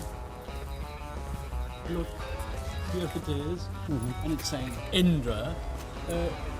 On the 17th of August 1960, the Beatles jumped on the stage of the Indra. It was their first stint in Germany and the beginning of a big career. Yeah. So in many ways, this was the first time that the Beatles had played together as a group. They got Pete Best as a drummer. So there was John Lennon, George Harrison, Paul McCartney, Stuart Sutcliffe and Pete Best, the 5 of them. Exactly. They were hardly doing gigs in Liverpool. They'd done a few at the Grosvenor Ballroom and such, very, very little.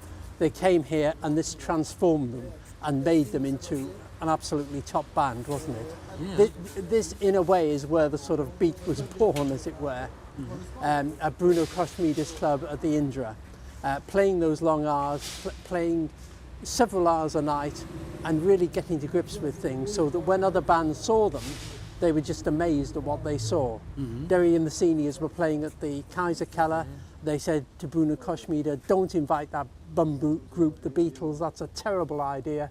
And it wasn't, it was a really good idea. Yeah, and later, of course, those guys changed their minds. Yes, oh indeed, and unfortunately the Beatles didn't play here for too long because the residents actually complained about the noise, didn't they? And it went back to being a strip club, Yeah, something which like is hilarious. that. And then they went down to the Kaiser Keller. Yeah, and they went to the Kaiser Keller, played with Rory Storm and the Hurricanes and demolished the stage one night because they weren't happy with it. So we are told, Yeah. and I think it could be true because these stages were not real stages, just some crates or something put together with something improvised. But it actually shows the Merseybeat that they were really stomping on the stage to break it. And of course Rory Storm was sacked for that incident. Was he? Yes, he was, yes, Ah. yes, yeah. And I mean, he came back to Hamburg, of course, and played many times later on. Now, the Beatles played at the Indra and the Kaiserkeller for Bruno Koschmider, and the place they stayed at is almost as famous or as notorious, isn't it? Is that close to here as well? It's very close. It's the Bambino. It's over there. And if you like to follow me. Right.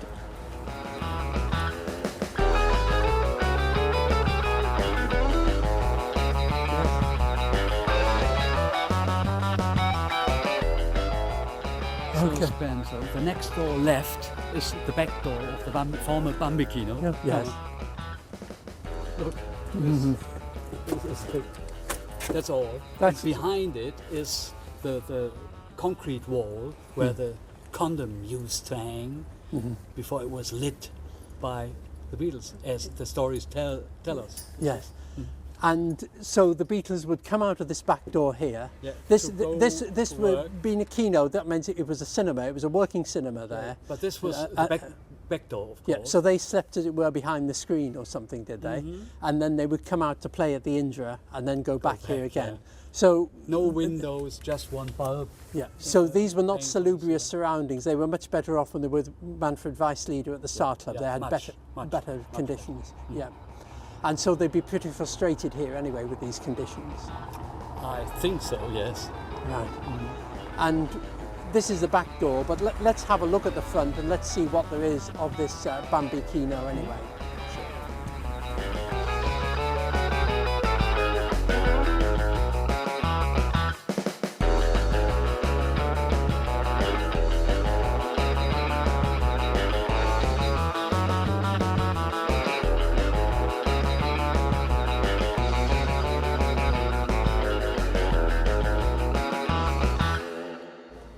And here's the doorway, the front doorway of the Bambino. Yes, it is.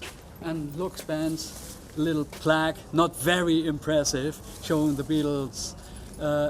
And the photo shows them holding Preludin, the Yes. speed tablets. Of It looks like they've had a few too. Yes, definitely.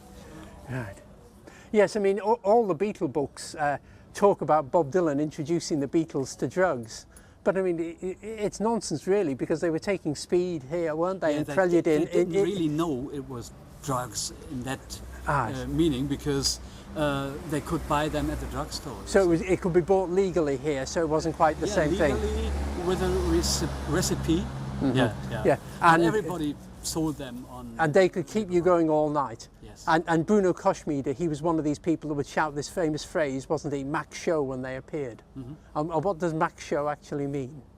Put some show on. Action. Yeah. So he didn't want them standing there like dummies. They had to leap around on the stage. And he was right. Yeah. He was totally right. But that, of course, was a lot of work, 7 hours a night or so. So they needed this stuff. They didn't do it just for fun. You see? Right. Well, we've seen the 4 clubs. I know that John Lennon was photographed for the rock and roll cover. Was that around here? Okay. Is it possible for us to see it now? Oh yeah. By the way, the photo was taken by one of the Exi group of Hamburg. His name is Jürgen Former. And Okay. the doorway is around the corner. Okay. So look, this says Jägerpassage. That's the name of the place. And look, this is house number 1. No number anymore because people stole it, I think. And this is where John was photographed by Jürgen Wormer. The famous pose in the doorway was here for rock and roll. And amazing. And they'd no idea it was going to be so iconic. No, of course not. Yeah. And now you've got in Matthew Street the same pose recreated, but they've got John Lennon's leather jacket and they put a 1963 head on him. Yes, fantastic, isn't it? Yes. No sense of history. So John Lennon stood here, and let's go back out onto one of the main streets again.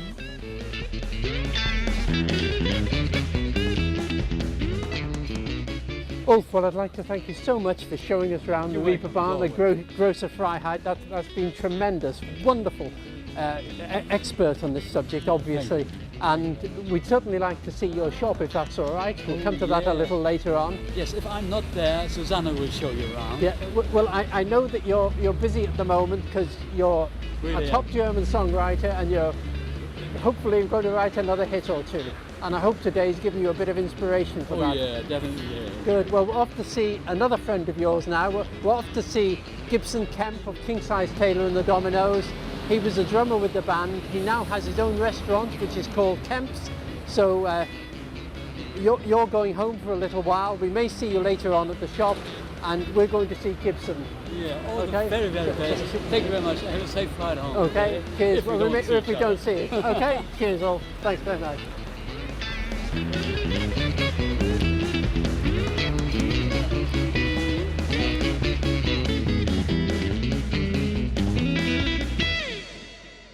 Okay, so we're now in Gibson Kemp's pub. It's called Kemp's English Pub, and Gibson is here with me before he prepares the meals. And Gibson, last time I saw you, you had an English pub in England. So what's made you come out here? Well, a number of things. We moved to the country. Big mistake. So it was either spend the rest of our savings over in Wiltshire where the pub was, or see where we could do it better. Both our kids happened to be in Germany at the time, and we took the decision to go out because we knew this place was available, and here we are. Yeah. So it's a It was a special. bit of a spur of the moment thing, yeah. Because our contract, our lease, our whatever it was called, was coming to an end in the UK, and we had to renegotiate. So it's a lovely place, but you know, all that village life and backbiting. It was a bit like the Archers on speed. Yeah. If you know what I mean. And this is a very English pub because you put your memorabilia up here, That's haven't right. you? Yeah, but it's from your mostly days as music you- memorabilia from. So that's our theme. We've got a nice red sort of royal colour pictures of the Queen, which the consulate, which closed last month, kindly donated to us. We've got the Anagoni, I think it's called, and got another one on the wall back there, which you'll see later, which has got the crown on and all that. So yeah, it's very English. And we've got the British Club of Hamburg meet here. And funnily enough, the Friday before that, we've got what they call the Dino Club. And the Dino Club is, for want of a better word, all old waiters and bouncers and stuff from the waiters and bouncers and stuff from the Star Club. And I think I mentioned All big steak eaters, I would think. no, they're all exchanged like postcards and have you got this Star Club record and have you I heard so and so, and there's even a website with all the dates of anyone who's over 60, old farts website sort of thing. It's great. It's really good. And I mean, I know you're one of the younger Merseybeat musicians. How old were you when you first came over to Germany, and which band was it with? It was with Kingsize Taylor. I left Rory Storm to join Kingsize because of the lure of Hamburg, basically, and the chance to get out of Liverpool, because there wasn't that many opportunities. When I think I was 17, just 17 when I sounds like a record, and when I got out of the managed to escape, and it was straight to Hamburg. And did your parents mind you going? No, Kingsize went shorty. My dad came down to Bow Street Magistrates Court and said he agreed with everything. Manfred Weisslieder from the Star Club put 1,000 marks or pounds, I can't remember which, as some sort of guarantee, surety. And I, of course, agreed to be tucked up in bed by 10. It used to be 4:10 in the morning, not 10 at night. Well, there was a curfew at the Star Club, wasn't there? For There's a young curfew people? generally for young people. Yeah. Technically, But you ignored still that. is. Yeah, of course. But I had a ladder at the back of the stage into a false roof where I could escape. It only happened twice in 2.5 years or something, where I actually physically had to scoot up there and someone would jump on and start banging and pretending to be the drummer.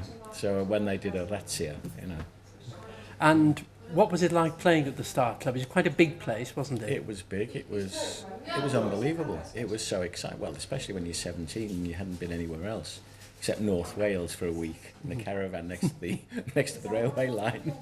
But that was sorry about the Welsh bit. That wasn't racist, by the way. And it was just great. It was you just can't describe it. The electricity, the musicality of it all, the just finding something new every day. And of course, the sex was quite all that learning curve, which obviously you weren't going to get in a back road in Litherland, seemed to all take place within 300 yards of the Grocer Freiheit. Although I'd heard you came over here with your school jacket, didn't you? That's right. It was the Waterloo Grammar School. And because it was the only jacket I had that looked sort of, because my mum said you've got to look posh because you're going on a plane for the first time. so she took the badge off, and there I was with a nice dark sort of stained jacket with a bright sort of badge-shaped bit of me grey cavalry twills or wherever they were, and then turned up 4 o'clock in the afternoon on March the 23rd, 1963. And Kingsize Taylor and the Dominoes, that was a really good cooking band, wasn't it? Good musicians. Still is. Yeah. We're playing in Hamburg on December the 9th again. We'd just done something in Berlin, which went down a storm. It was great. It's like you wind all these old farts up, and then there we go. You know. And how predictable or unpredictable was Kingsize on stage? I haven't got my lawyer here, so no, he was very predictable. It was when Sheridan sort of shoved us all aside and tried to join in. That was the unpredictable factor. But it was all predictable because we were so well honed, well rehearsed, you know, whatever the right word is. You know big words. You can tell us. Yeah. But there was a lovely picture we saw in the Museum of Hamburg Life, where George Harrison is clearly looking at Tony Sheridan on stage and watching him very carefully because he's not sure what he's going to do next, and that's the way Sheridan was. Well, yeah, but there's a bit of a what's the right word? There's a bit of a legend attached to the Sheridan who played with Eddie Cochran. The short version is Eddie Cochran showed him, instead of the skiffly thing that we all, you know, all bands used to play skiffly type stuff, Cochran showed him that typical rock sort of 8/4 sort of thing, and he then subsequently showed John, and John tended more to play the skiffly thing if you really look at it and think about it, but George actually mastered this and I think that was probably one of the best things he ever did. Yeah. So Sheridan, a wild man in a wild town. This was a perfect place for him, the perfect place to see him. Really. Absolutely. But it was all a bit mad. But it was nice mad. There wasn't any anything evil about the whole thing. There wasn't any sort of okay. If you met a London band, you'd sort of look down your nose at them. But Cliff Bennett became a good friend of all of us, particularly Cliff Bennett. The Londoners, I still play with Brian Parrish. In fact, he was here last weekend. Yeah. And so there's all, there's still sort of loose connections. Well, Frank Allen, who joined the Searchers, and at the time was with Cliff Bennett and the Rebel Rousers, said that when he came over to Hamburg, he was amazed with these Liverpool musicians, the sort of fraternity they had, because they had their own newspaper. And he remembered thinking, I can't believe this, they've got Merseybeat, a newspaper about themselves. Yeah. Well, Londoners couldn't manage it. They weren't sophisticated enough. Yeah, of course, yeah. But it was something that made newspaper Merseybeat, didn't it? It brought you all together. It was, yeah. How is Bill, by the way? Oh, Bill's fine. He's actually on our Beatles Liverpool DVD. Oh, lovely. Yeah. Now, what happened with you? Because you actually replaced Ringo Starr in Rory Storm and the Hurricanes. So how did you get that job? I think I was just in the right place at the right time in the Iron Door. There was things, and I was young and different, I think, as opposed to everyone. It's sort of, you know, it's formulaic, the whole the sequence of music making, and I did a different sort of thing, you know. So did your style of drum playing, you think, change because you've been in Hamburg? Yeah, I became louder. Yeah. But and this is what Pete Best developed, presumably, with the Beatles, the sort of whack. No, I think when you listen, you know, and to say, you probably know more about music than me. The American drummers were more sophisticated, more technical. So in order to copy all these records that Seaman brought over, all the Chuck Berry and all those sort of early rock records, the capabilities of all of us wasn't like it was. So instead of doing all the boom, boom, boom, we managed to simplify it and create something new. Yeah. That sounds good, doesn't it? Yeah. And that's what Pete Best did when you heard him with the Beatles. Yeah, and I think we all did it. We all simplified it, and because of non-amplification at the time. Adrian, what's his face? I've forgotten his name. Adrian Barber. Adrian Barber wasn't sort of in his high-tech mode then, but we all played, when you had to play quiet, you went quiet. There wasn't a guy going like that. On the faders, yeah. And you moved away from the mic and went back, that was all that. Yeah. I used to sew up my school trousers so they became drain pipes and have to take all the stitches out at like the next morning and iron them. Brown paper. Brown paper's great for ironing flannel, and then go to school. Yeah. And the Star Club was the only club you played here, was it? Yes. No, we did various other Star Clubs, and then we did the 63 Chuck Berry, I've just got out of jail tour.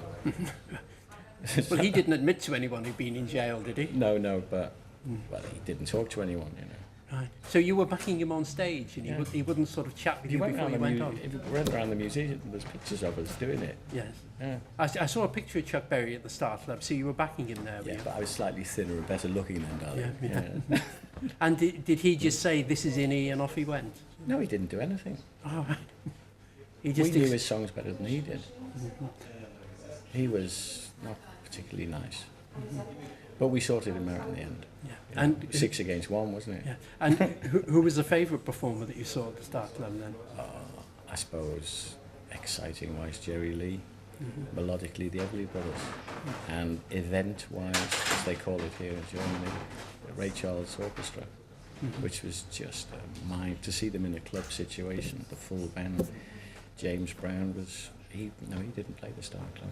Who was the other one? They were all great. It was all individually good because Manfred wouldn't have let them get in the door if they weren't good. Yeah, I mean, you played at the Star Club for about 300 days between the middle of 62 to the end of 63 or so. I didn't, 63, I played for the year of 63, Yeah. So it's a long time to be away from England, really. Yeah. But you could buy the paper at the station and stuff. Send your repayments to Hussies for your drums and all that bit, or to Rushworth. I can't remember where I got them. So. And then after Rory Storm, you went to Lee Curtis and the All Stars, I think, didn't you? Oh, right. Anyway, I'm not going to say something rude. Okay. Kingsize broke up in London. Then after the Czech tour, I think. That was the start of it. And then we formed the Eyes. And that was Lou Collins. He became an actor afterwards. Of the Professionals, yes. Yeah. He was the bass player we took, but he was really crap. So, and at the time, I was with Astrid, so Klaus Forman had inherited Stewart's bass, and he agreed to jump in. And then John Franklin decided to stay here, so we became Paddy Klaus and Gibson under the misguidance of Brian. One of the unfortunate mistakes, I think. Yeah, because I know Rory Storm said at one stage, after he'd had Ringo in the band and had you in the band, he said to Lee Curtis, "I make them and they take them." I've got to go and make a sausage. Yes, okay. And recently, you've recently been at the Indra, haven't you? That's right. Yeah, a couple of weeks ago. NDR, which is the local staatliche Station, they're doing a doco on the Beatles and their presence in Hamburg and their effect on society and stuff like that. And they did a few extra shots in the Indra. Lee Curtis was the sort of headliner. There was a band called The Creepers, a fairly good cover band. And we filmed some document, like, what was it like then? I said, it's only a couple of 100 yards down the road. And then I sort of spontaneously got up and played with them when in their set, 5 or 6 songs. So it was a hoot. Great. Okay. Well, I look forward to sampling your cooking, Gibson Kemp. Yes. Thanks very much indeed. No problem. Cheers. My mouth's dry.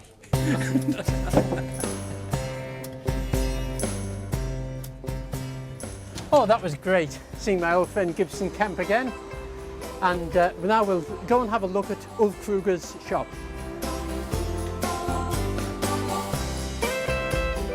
Well, as George Formby used to say, it's turned out nice again. It really is a very pleasant day here in Hamburg now, and I've come about 2 miles from St. Pauli, and we're at Ulf Kruger's memorabilia store. So I'm looking forward to seeing what's inside there, and actually hoping to meet a living British legend in there, because I'm expecting Kingsize Taylor to meet me, and we'll have some more tales about the Star Club and the like.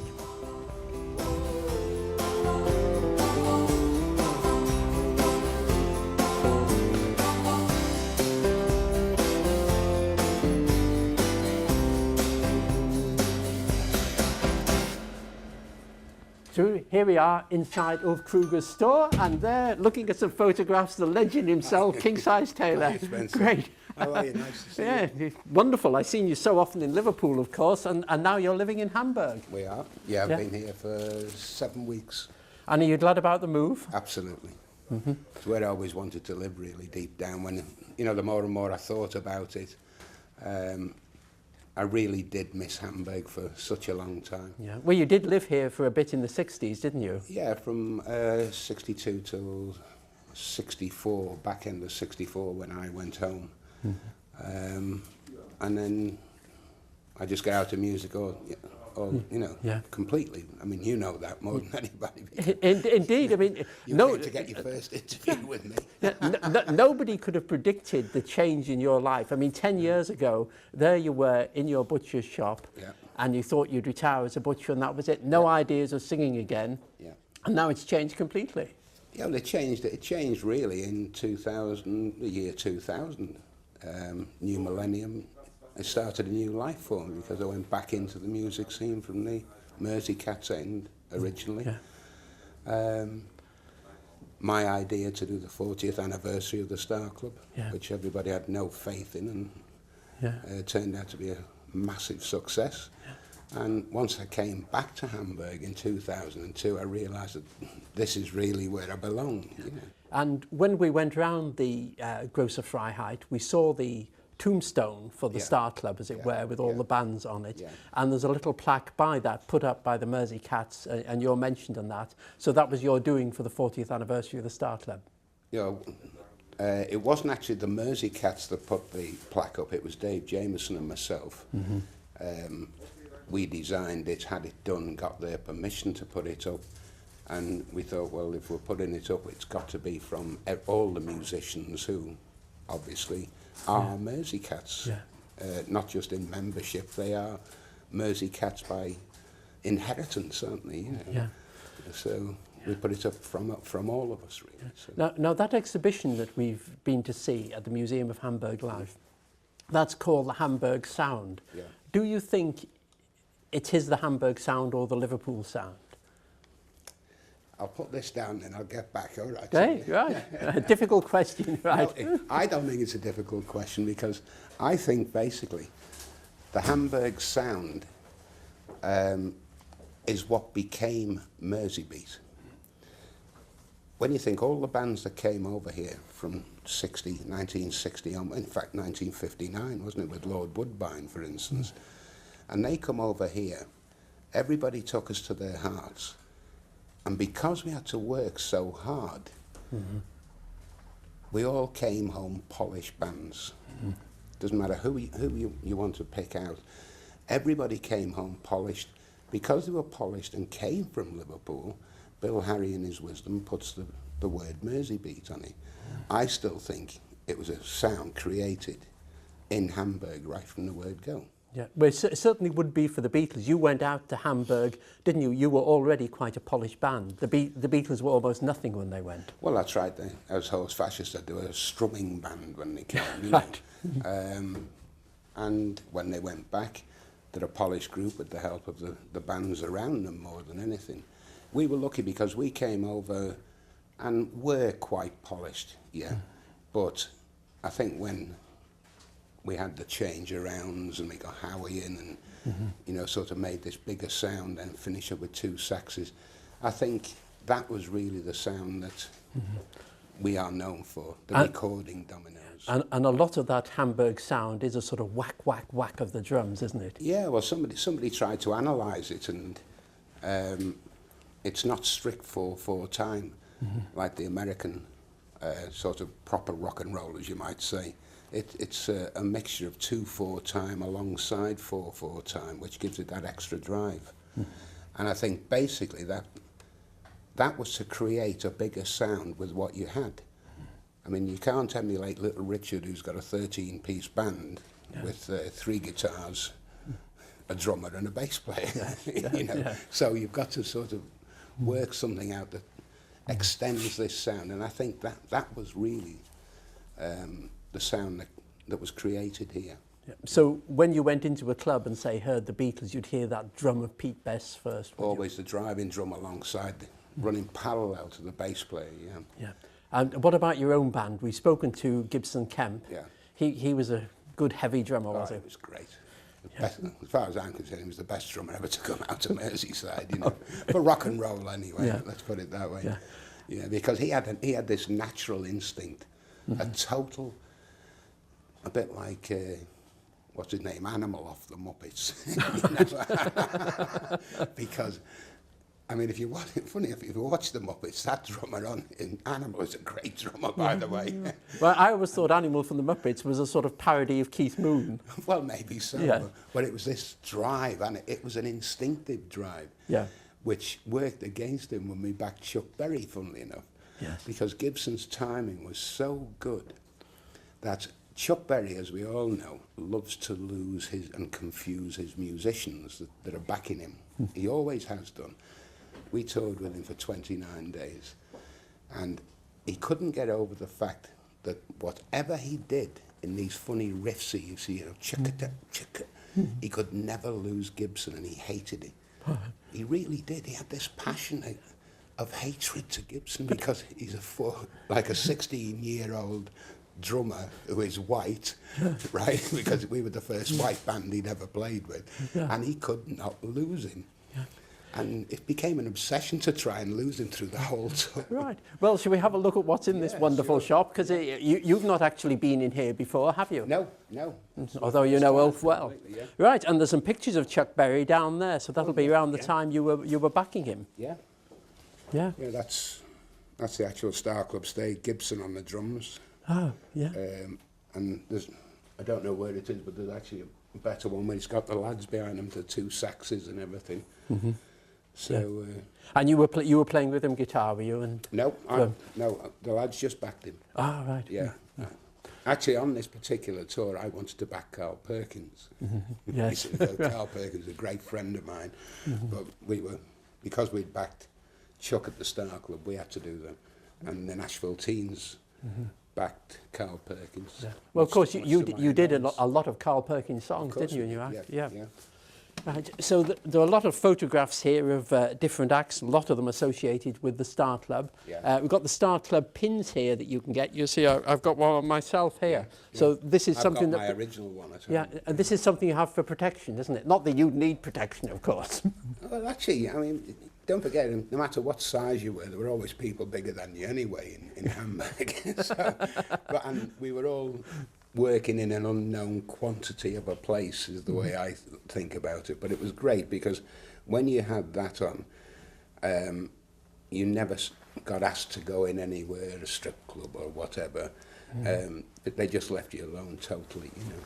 Yeah. So I've actually got my original one, as I say.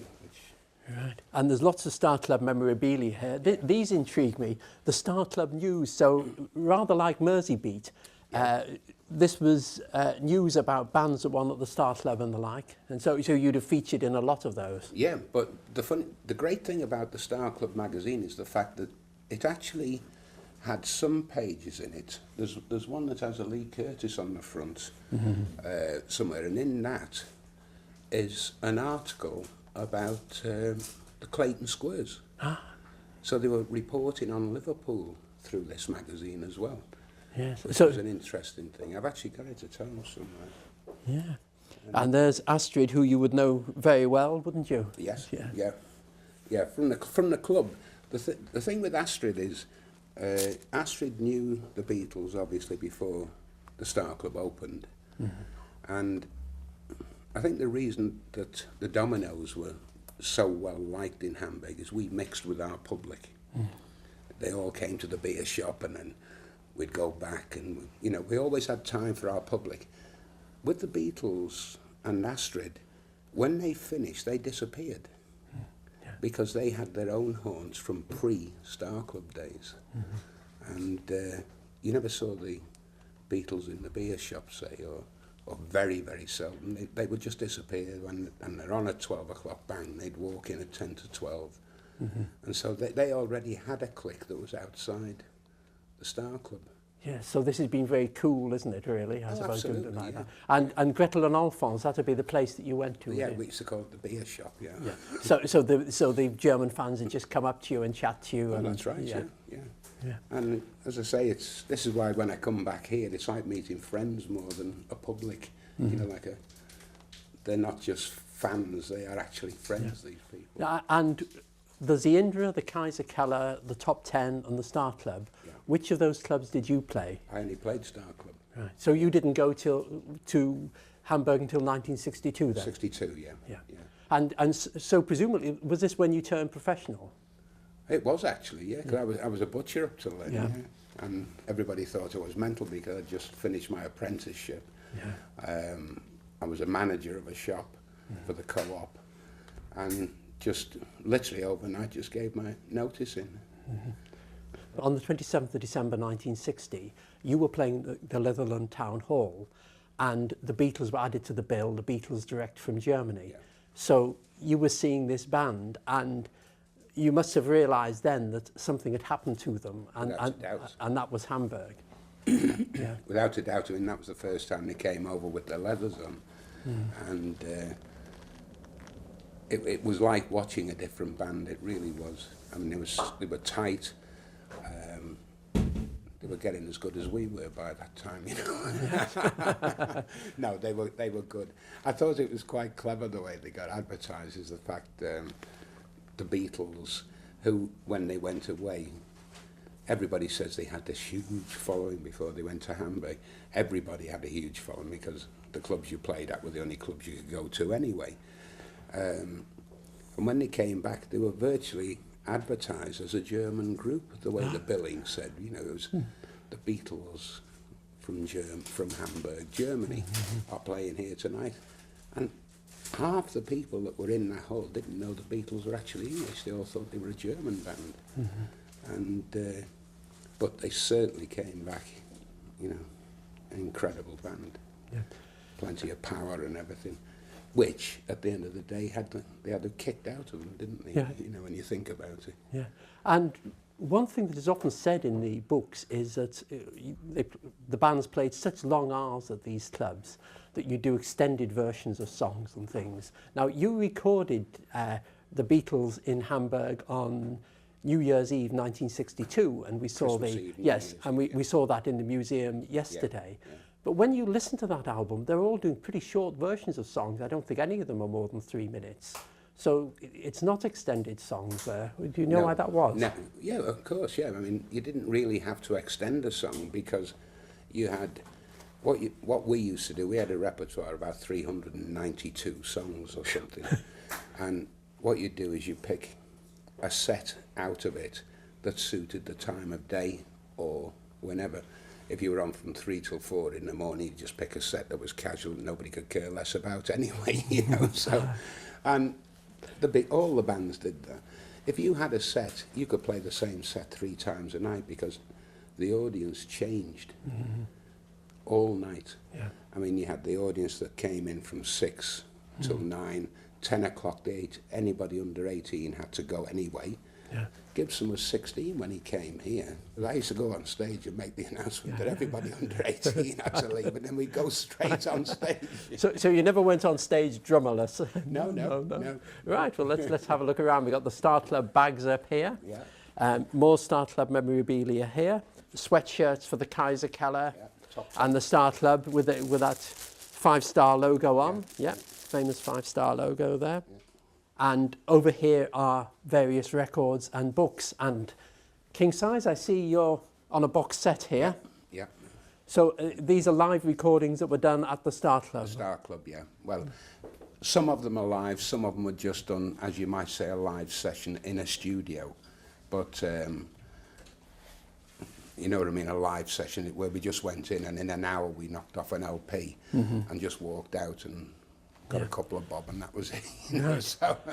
And did some of these sessions take place late at night after you've been playing in the Star Club? Yeah, I mean, the Shakers LP, which really that is part of it.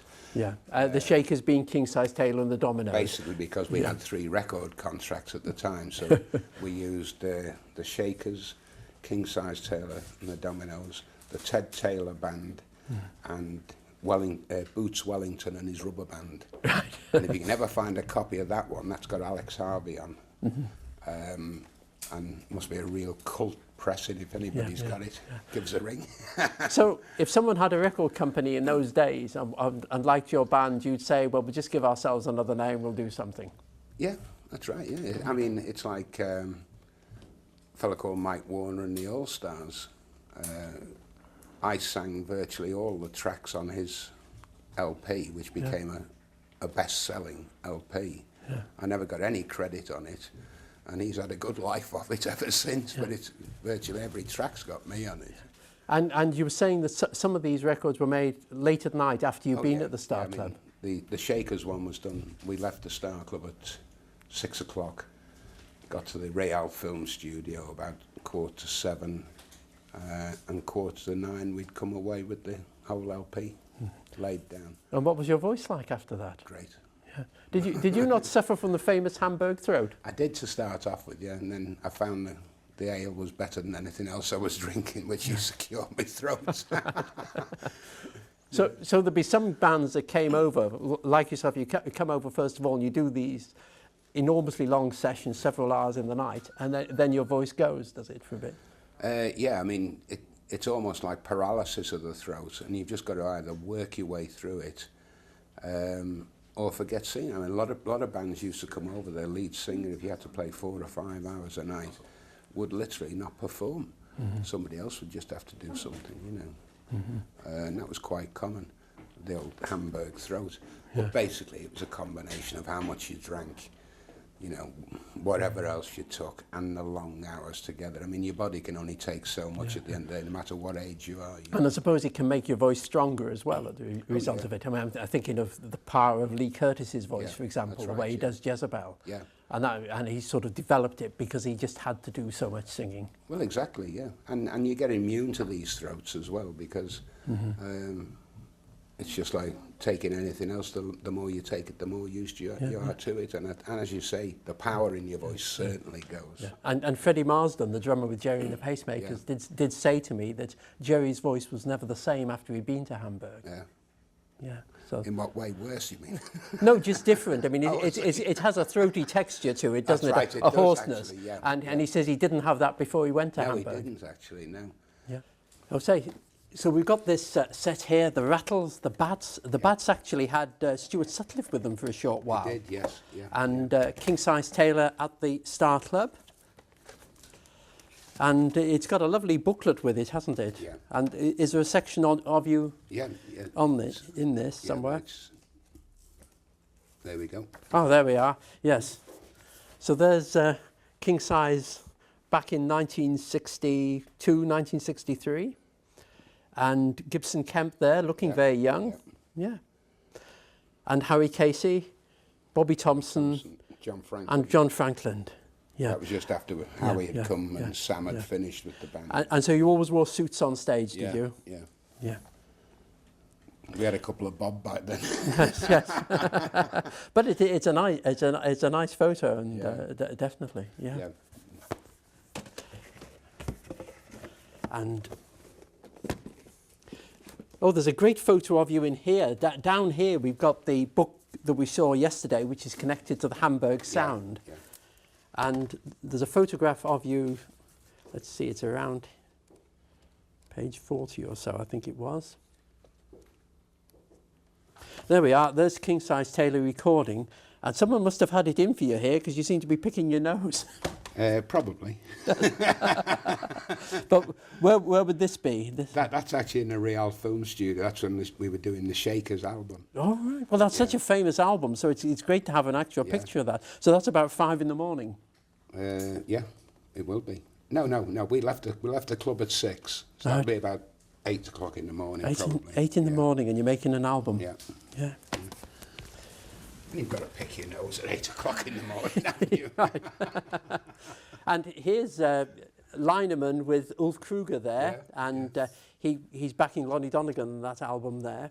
But it's nice to see that all the old-time Hamburg and German bands are now bringing stuff out, and some of them are really good, Spencer.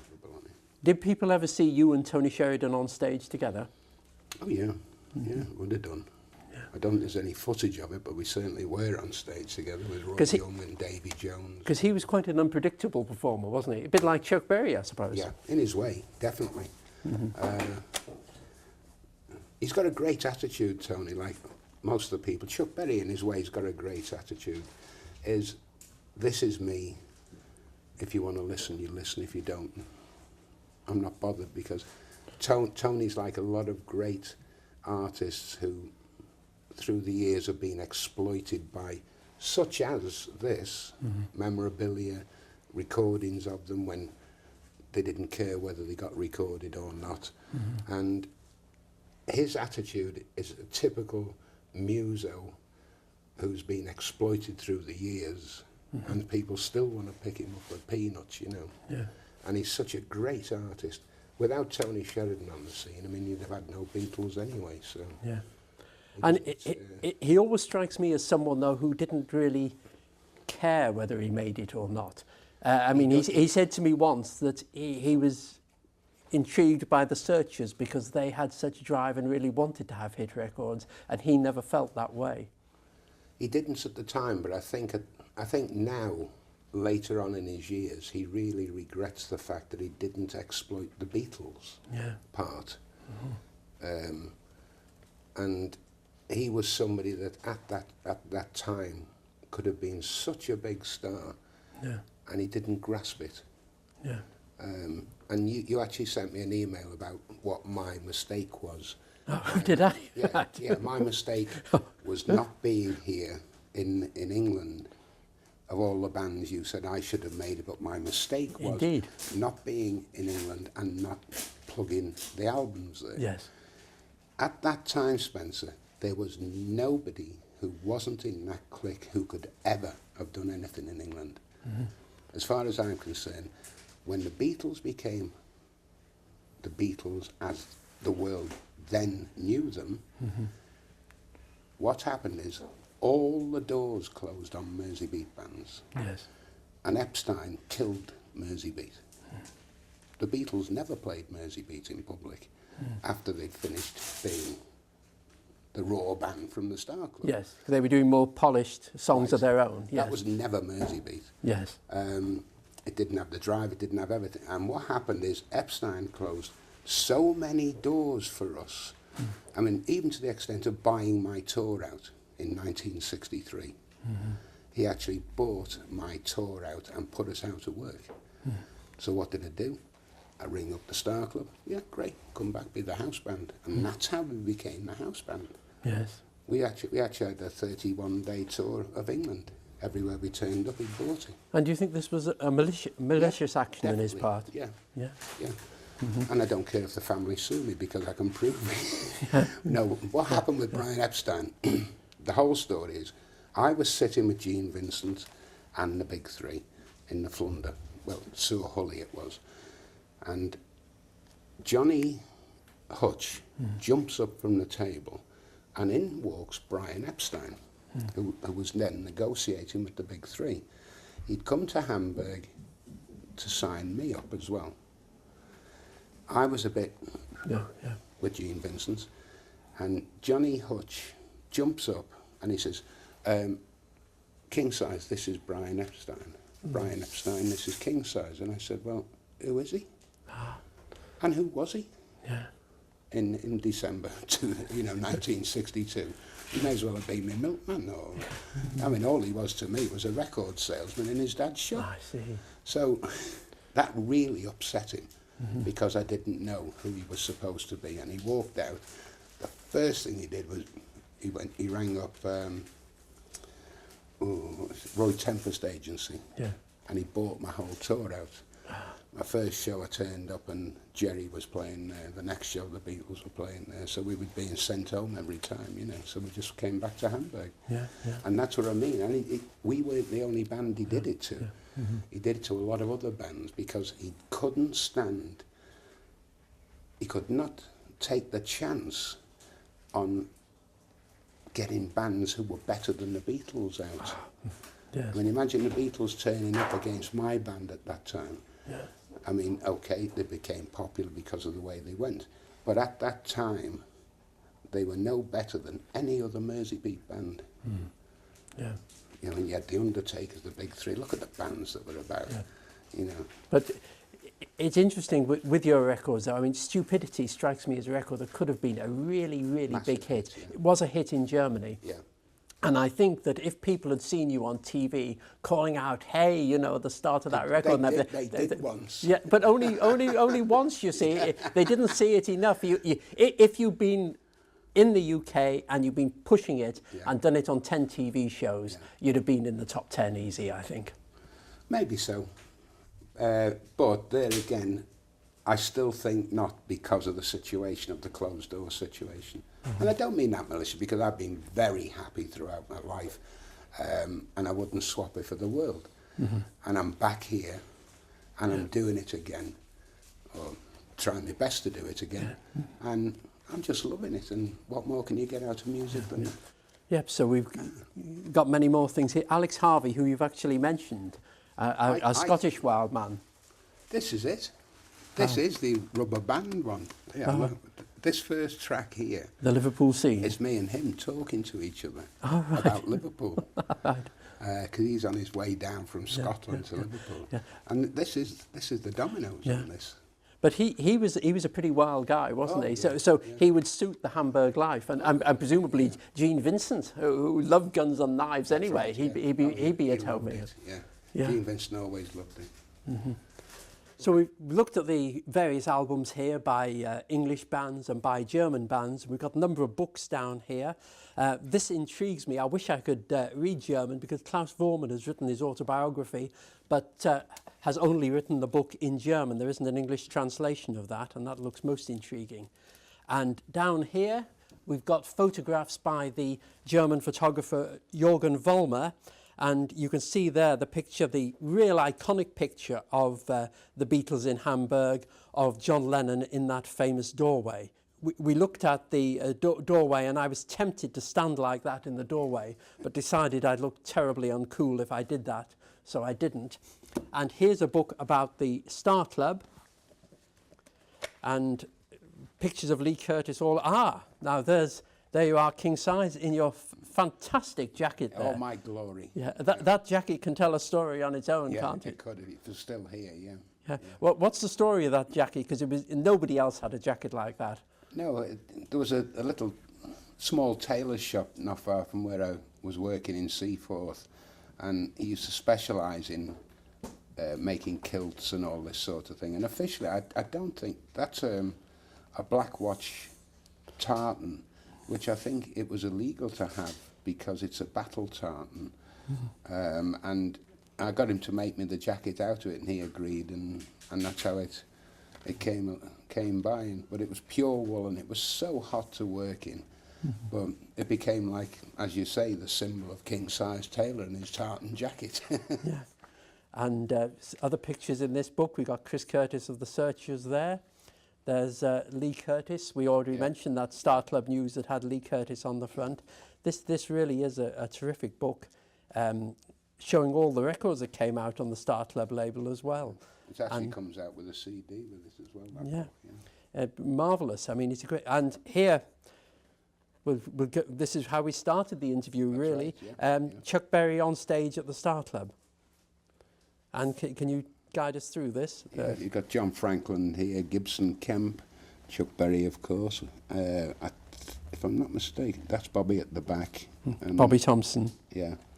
And, of course, they've only taken the centre of it. You'd have had Dave Wood and Howie Casey on as well. But, good show. Great show. Yeah, great time. So it's a very interesting collection of albums that you don't see in the British shops at all. No, but it's like we said it with the photographs, the film footage, all the rest of it, and not only that, they've got virtually the whole lot of it on CD as well now, haven't they? You know, so they've got a complete record when you think of the Star Club and that particular time. Yes, because you can get a complete feel of what it was like in the Star Club with these, with with the these original things. sound, the original voices, and then the photographs as well. Right, let's have a look at this. This is from the Star Club. Yeah. These are Star Club reprints here that are available. That was a great weekend. Yeah. Ray Charles, yes, Jerry Lee Lewis at the Star Club, Lee Curtis there. Yeah. Very handsome lad. And what I love about this picture of the Beatles here is Paul McCartney in particular. He looks worn out. He probably was. Yeah. And Ray Charles at the Star Club here. Were you there when he was there? Yeah, we were on the same bill. Yeah. But it was great because we went to the airport to meet him, and he flew in with his own Boeing 707, painted black with Ray Charles written down the side of it. He had 58 people on board. Great. Right. I've got some good photographs of him arriving at the back of the Star Club, actually. Right. And Screaming Lord Sutch was on that day as well with Ray Yeah, Charles, that's wasn't right, he? yeah. Because I know I interviewed him and he said he co-starred with Ray Charles. That's right. Yes. Yeah, I think he went on. Manfred was always very cagey with Dave Sutch, because he was such a madman on stage that he couldn't take a chance on the stage being wrecked for Ray Charles going on. So I think he went on at 3 o'clock in the morning or something, you know. But Ray Charles in the show was... And how mad would Screaming Lord Sutch be on stage? Well, the first night, he nearly lost the license of the club because he came on dressed as the caveman and this long hair, and he had a fire bucket full of sand, and put 2 gallons of petrol in the sand, lit it, and he was flicking his hair at it, through it, you know, as part of his act. Well, his hair was so heavy with sweat that it hit the side of the bucket and it went all over the audience and set the whole front of the stage on fire.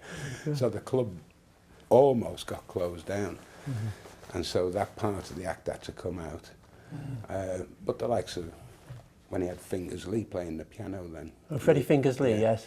And he used to he'd be on the piano sort of doing Jack the Ripper, and he'd pull out this Bowie knife that was about 14-inch blade on it, and he actually stabbed him through the groin instead of between the legs, you know, when he used to stab it.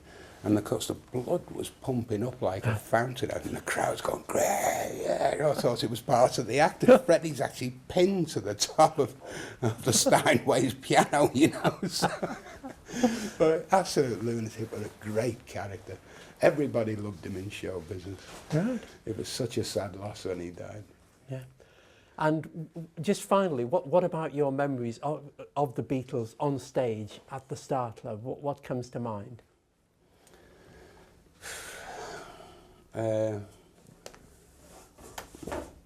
Well, if you think about it, when I actually knew the Beatles, which was the 62 era, I mean, I only played with them for 4 weeks in total on the same bill, because they wouldn't come over for the month, so they came 2 weeks in the August, I think it was, or the September, whenever, of 62, and insisted that they could do the Christmas one. And so 4 weeks we played with them. We associated with them. We had some good laughs with them. Music-wise, they were playing the same music as we were doing, or Big Three were doing. The Undertakers were there at the same time, by the way. So it was a great bill full of Merseybeat people that we all knew, and it was more like having a reunion than anything else. But at the end of the day, I go back to what I said. When the Beatles came off stage, they disappeared. So apart from coming to have Christmas dip lunch at the Seamen's Mission with us, go for breakfast at the Seamen's Mission, we didn't really see a lot of them, lunch in the Mambo Shanky, but they were never sort of mixers with other bands. Yeah. Do you have a favourite memory though, a song you particularly enjoyed them doing? When they did that song, you thought that's a great one? No. Oh, right. Sorry about that. Yeah. Because most of the songs were ours anyway, Spencer. You know that. Oh, you were doing them first? Yeah. I mean, they covered all our songs, and that's been proved because if you listen to Twist and Shout and listen to the original one by Shan Romero, listen to ours, they follow ours, they don't follow the other one. Yeah. And that's been proved. It's 97% ours on an analysis machine, you know. So, I mean... But at least... At least the Beatles had the good sense, though, not to be photographed with their fingers in their nose. Well, that's true. It. That's true. And also, Margaret, funnily enough, said a funny statement. The Beatles were also sensible enough, when they became famous, never to be filmed backstage. Never. Nobody's ever seen a piece of footage of them coming off the stage, relaxing in the dressing room, dressed in a dressing room, no problem. I bet you've never seen anything backstage where they're just relaxing after the show. Yeah. Why? Because the Beatles, the world saw we're not actually the Beatles. Right. And that's carefully marketed. Yeah. Great. Well, Kingsize Taylor, Great still space. rocking. Great to see you again. And you too. Yeah. Thank you.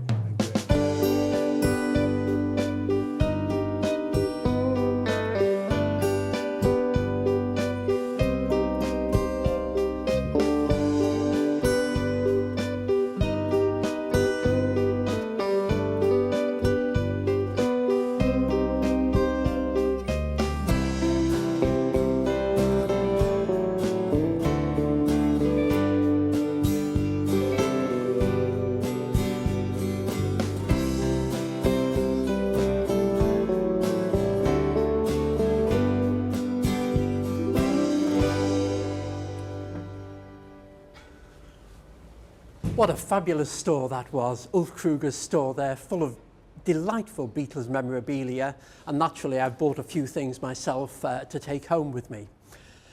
It was a pity that Ulf Kruger wasn't in the store himself, but of course we saw him earlier in the day and he's now busy writing songs. Kingsize Taylor was there though, and it was wonderful to see him, and the fact that he's enjoying life so much now that he's moved to Hamburg. I hope we'll see him back in the UK doing a few shows before long. Well, this pretty well brings us to the end of our day in Hamburg, and it's time to head off for the central station.